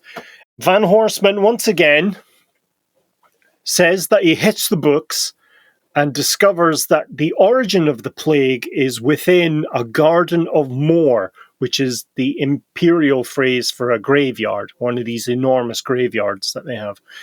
They go to this graveyard. The Order of Light with witch hunters and Imperial troops. And they come across the family vault of the Salinar family, which as they're drawn to it, the doors fling open and a lot of dead start barreling out towards the Imperial troops and the wizards. These are moving a little bit oddly because they're not animated dead. They are dead who are being puppeted by demons summoned by Van Horstmann. So instead of the necromantic octopus, you've got more a kind of demonic thing going on. You've got to have a good eye to notice that the undead are walking a little bit out of character. Yeah. Do you know what I mean? Yeah. Is that a zombie? Does that zombie look right to you? Yeah. Why are all the dead moonwalking at us? Yeah. Eventually, they kill or destroy the undead, and when searching the vault of the Salinar family, they find, lo and behold, the Liber Pestilentis, the book itself that has the information, the spells that can cause these diseases, has been planted within the family vault, and the entire family is carted off for questioning. This leads to the fall of the Salinar family, which are, as I say, imprisoned by witch hunters, and Van Horstmann's reputation, again as a saviour of the Empire, is increased. It's not uniformly increased, so the Magister, Vespasian Kant, I've mentioned before, seems to recognize a pattern of kind of traces of dark magic associated with Van Horstmann and the events that surround Van Horstmann's life. So, not wanting to tip his hat to any of the other members of the Order of Light, he gets in contact with the witch hunters, specifically the Order of the Silver Hammer, and the what come to be exonerated Salinar family fund all of this. And they form a special task force dedicated to investigating and apprehending Van Horstmann. The Van Horstmann eradicators, they called them. Yeah. Very specialist. Very specialist. The Van Horstmann suspicionists, the VHSs. Eventually, they gain enough information to proceed. But as they're doing so, Van Horstmann now is being held up as the logical patriarch, the logical leader of the Order of Light, who is now being anointed, I suppose is the correct phrase, by some of the most senior magisters of the college in a ceremony attended by the good and the great of the Empire, including the Emperor, including Karl Franz Baby himself. During his acceptance speech, he gives a bold reassurance that he can cure Altdorf of this affliction by gaining access to a secret pyramid. Underneath the Great Pyramid within the College of Light, there is an inverted pyramid where all of the vaults, all of the truly secret vaults are, that hold all of the magic items, the books of lore, and indeed some of the worst beasts of chaos are held within there. And all he needs to be able to begin this is the Emperor's blessing, which the Emperor gives him.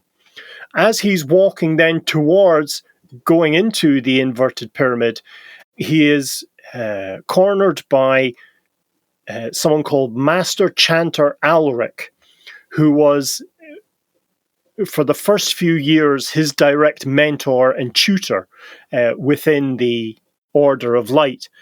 And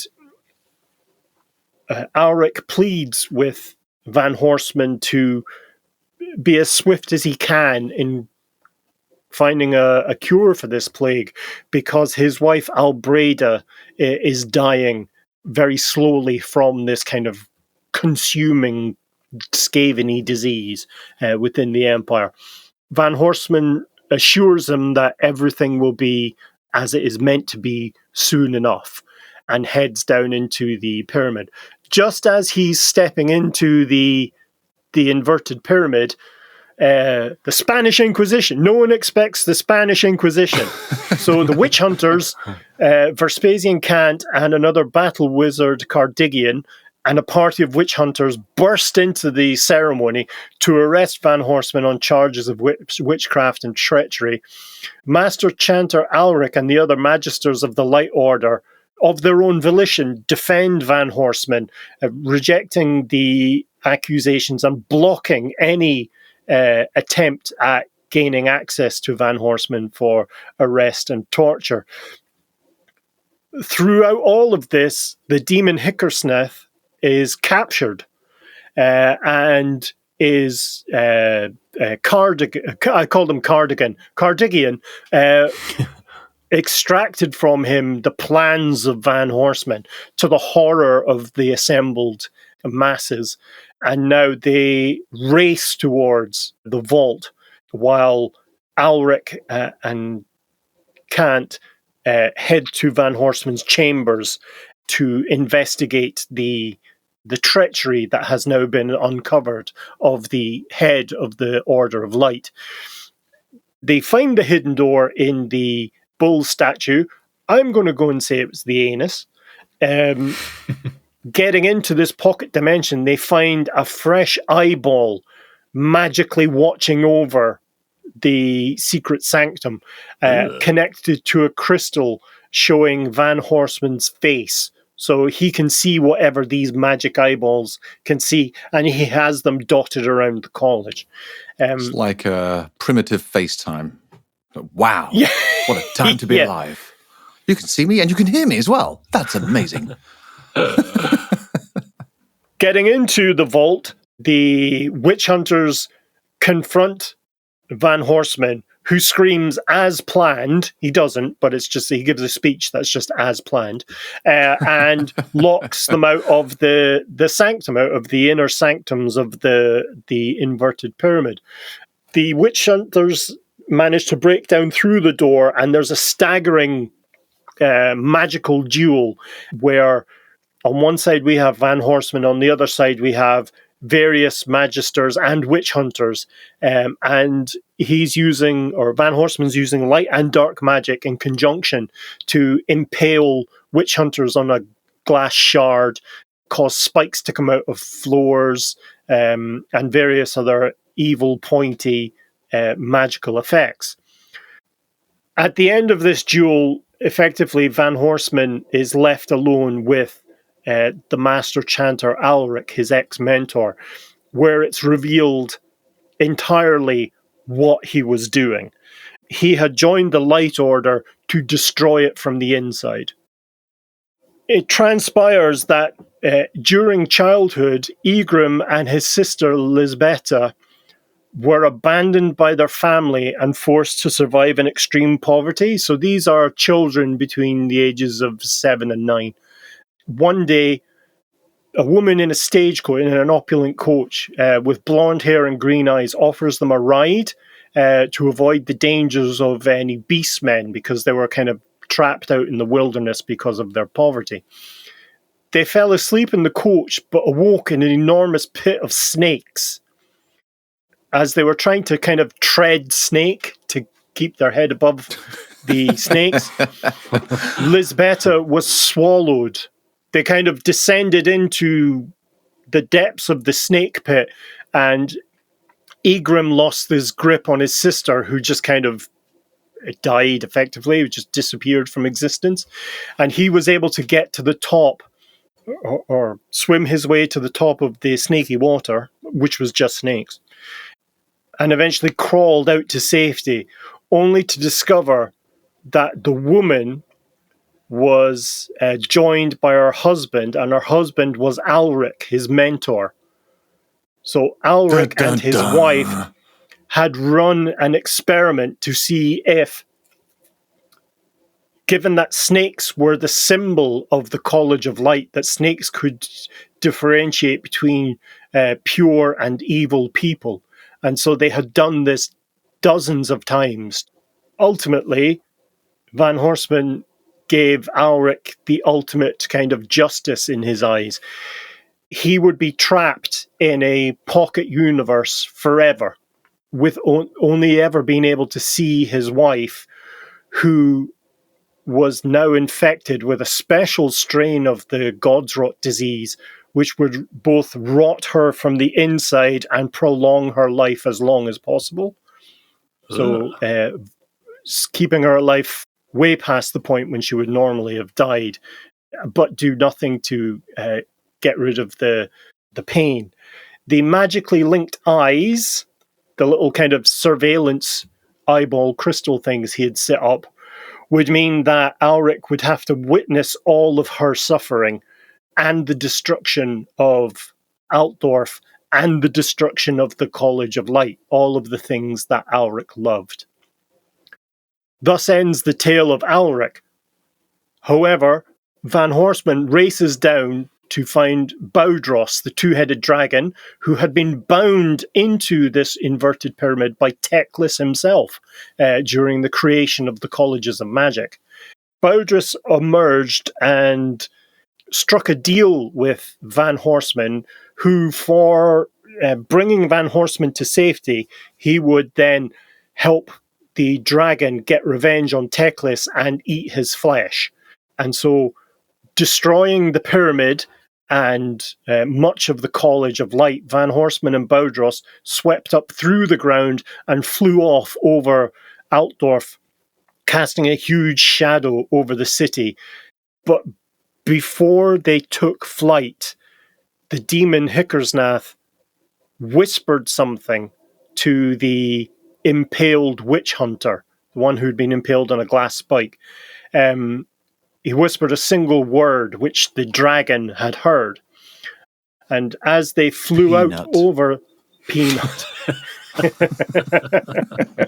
pineapples, as they flew out over the Empire, they flew through into Kislev and off into the Troll country to try and escape the forces pursuing them.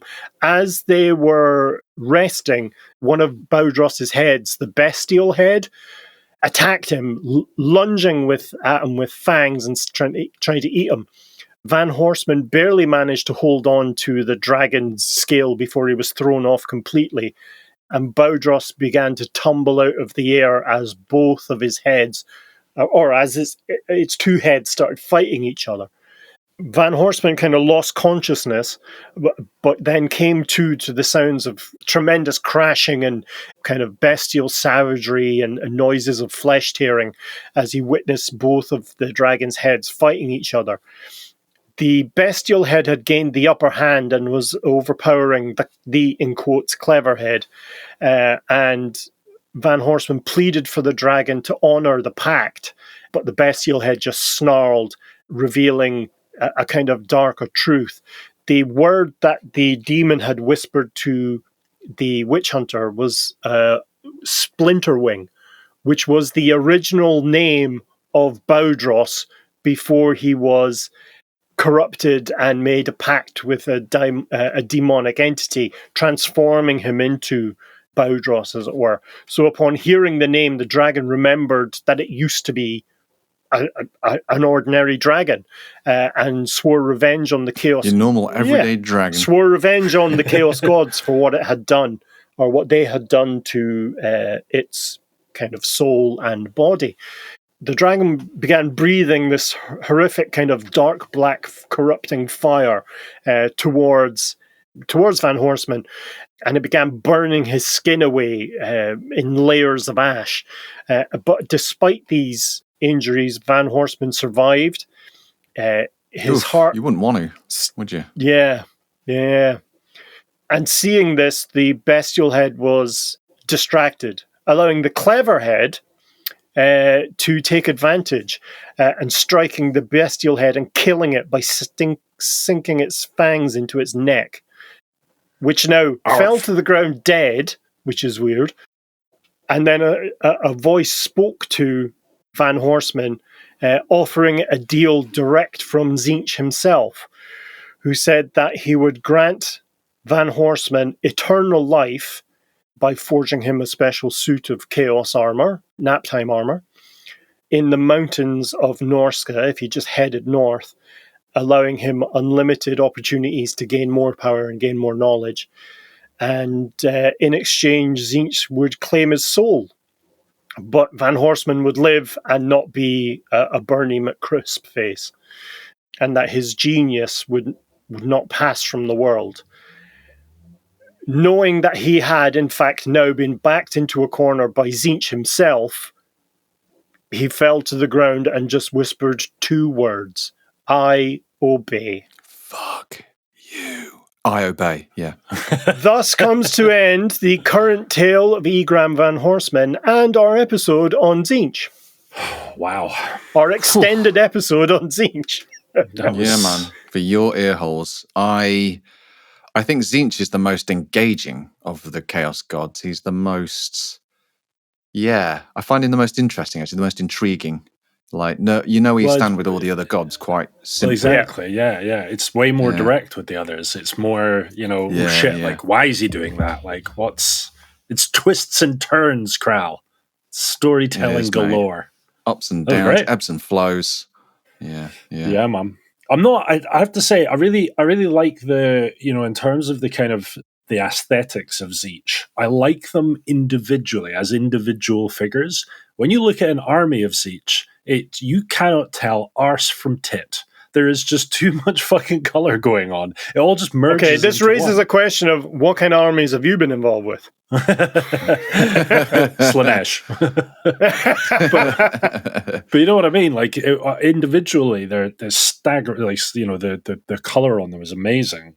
But yeah, together it's all a bit like, whoa, it's a bit too much. Ease up on the color there, buddy. But yeah, from a lore perspective, he's the tits. Yeah, I'm more drawn to the concept and lore of Tzeentch himself. The champions, all gods have got champions. Whatever, Yeah, you're just a bit jaded by champions now, aren't you, Kral? You're just yeah. They're all champions, so no one's a champion, kind of thing. Yeah. I'm a champion. You're a champion. We're all fucking champions. Yeah. It's not that special after a while. Yeah. Who's this guy? They're making anyone champion these days. Yeah, exactly. Yeah, I don't know. Maybe Tzeentch is my favorite god. I'm not sure because he's the kind of understated Grand Master, isn't he? Yeah. Plans within plans within plans. Yeah, man. Every episode we do about every new god, Kral, they're your favorite god. It's just Warhammer. Yeah, it's just this is guy, and then there's this guy, and then you thought that was it, but it's also this guy, and you're just like, there's always more. Yeah. How hard can one man get? Pretty fucking hard. Well, you'll be delighted to know that there's only one more episode on champions to go. You thought these guys were cool. No, never mind. Okay. Right. Introduce me to a champion that is better than Festus is it Festus the Leech Lord? Leech Lord. Yeah. Yeah. That guy I like. Yeah. Right, we got to wrap up. Any more? No. Any more for any more? No, that's it. Are you sure? Yep. Is that not enough? Jesus Christ. All right, that's all from us. Thank you so much for listening. Details and imagery for the topics we've discussed in this podcast can be found on our website at layingdownthelore.com. We also have all our previous episodes on there, release schedules, and merchandise. And again, if you want to support the show, just click on the Quartermaster link in the description and give us all your Tzeentch bucks. We'll be back again soon displaying just which set of champions Chris decides he likes in that episode. And until then, goodbye. Ciao for now. Toodaloo.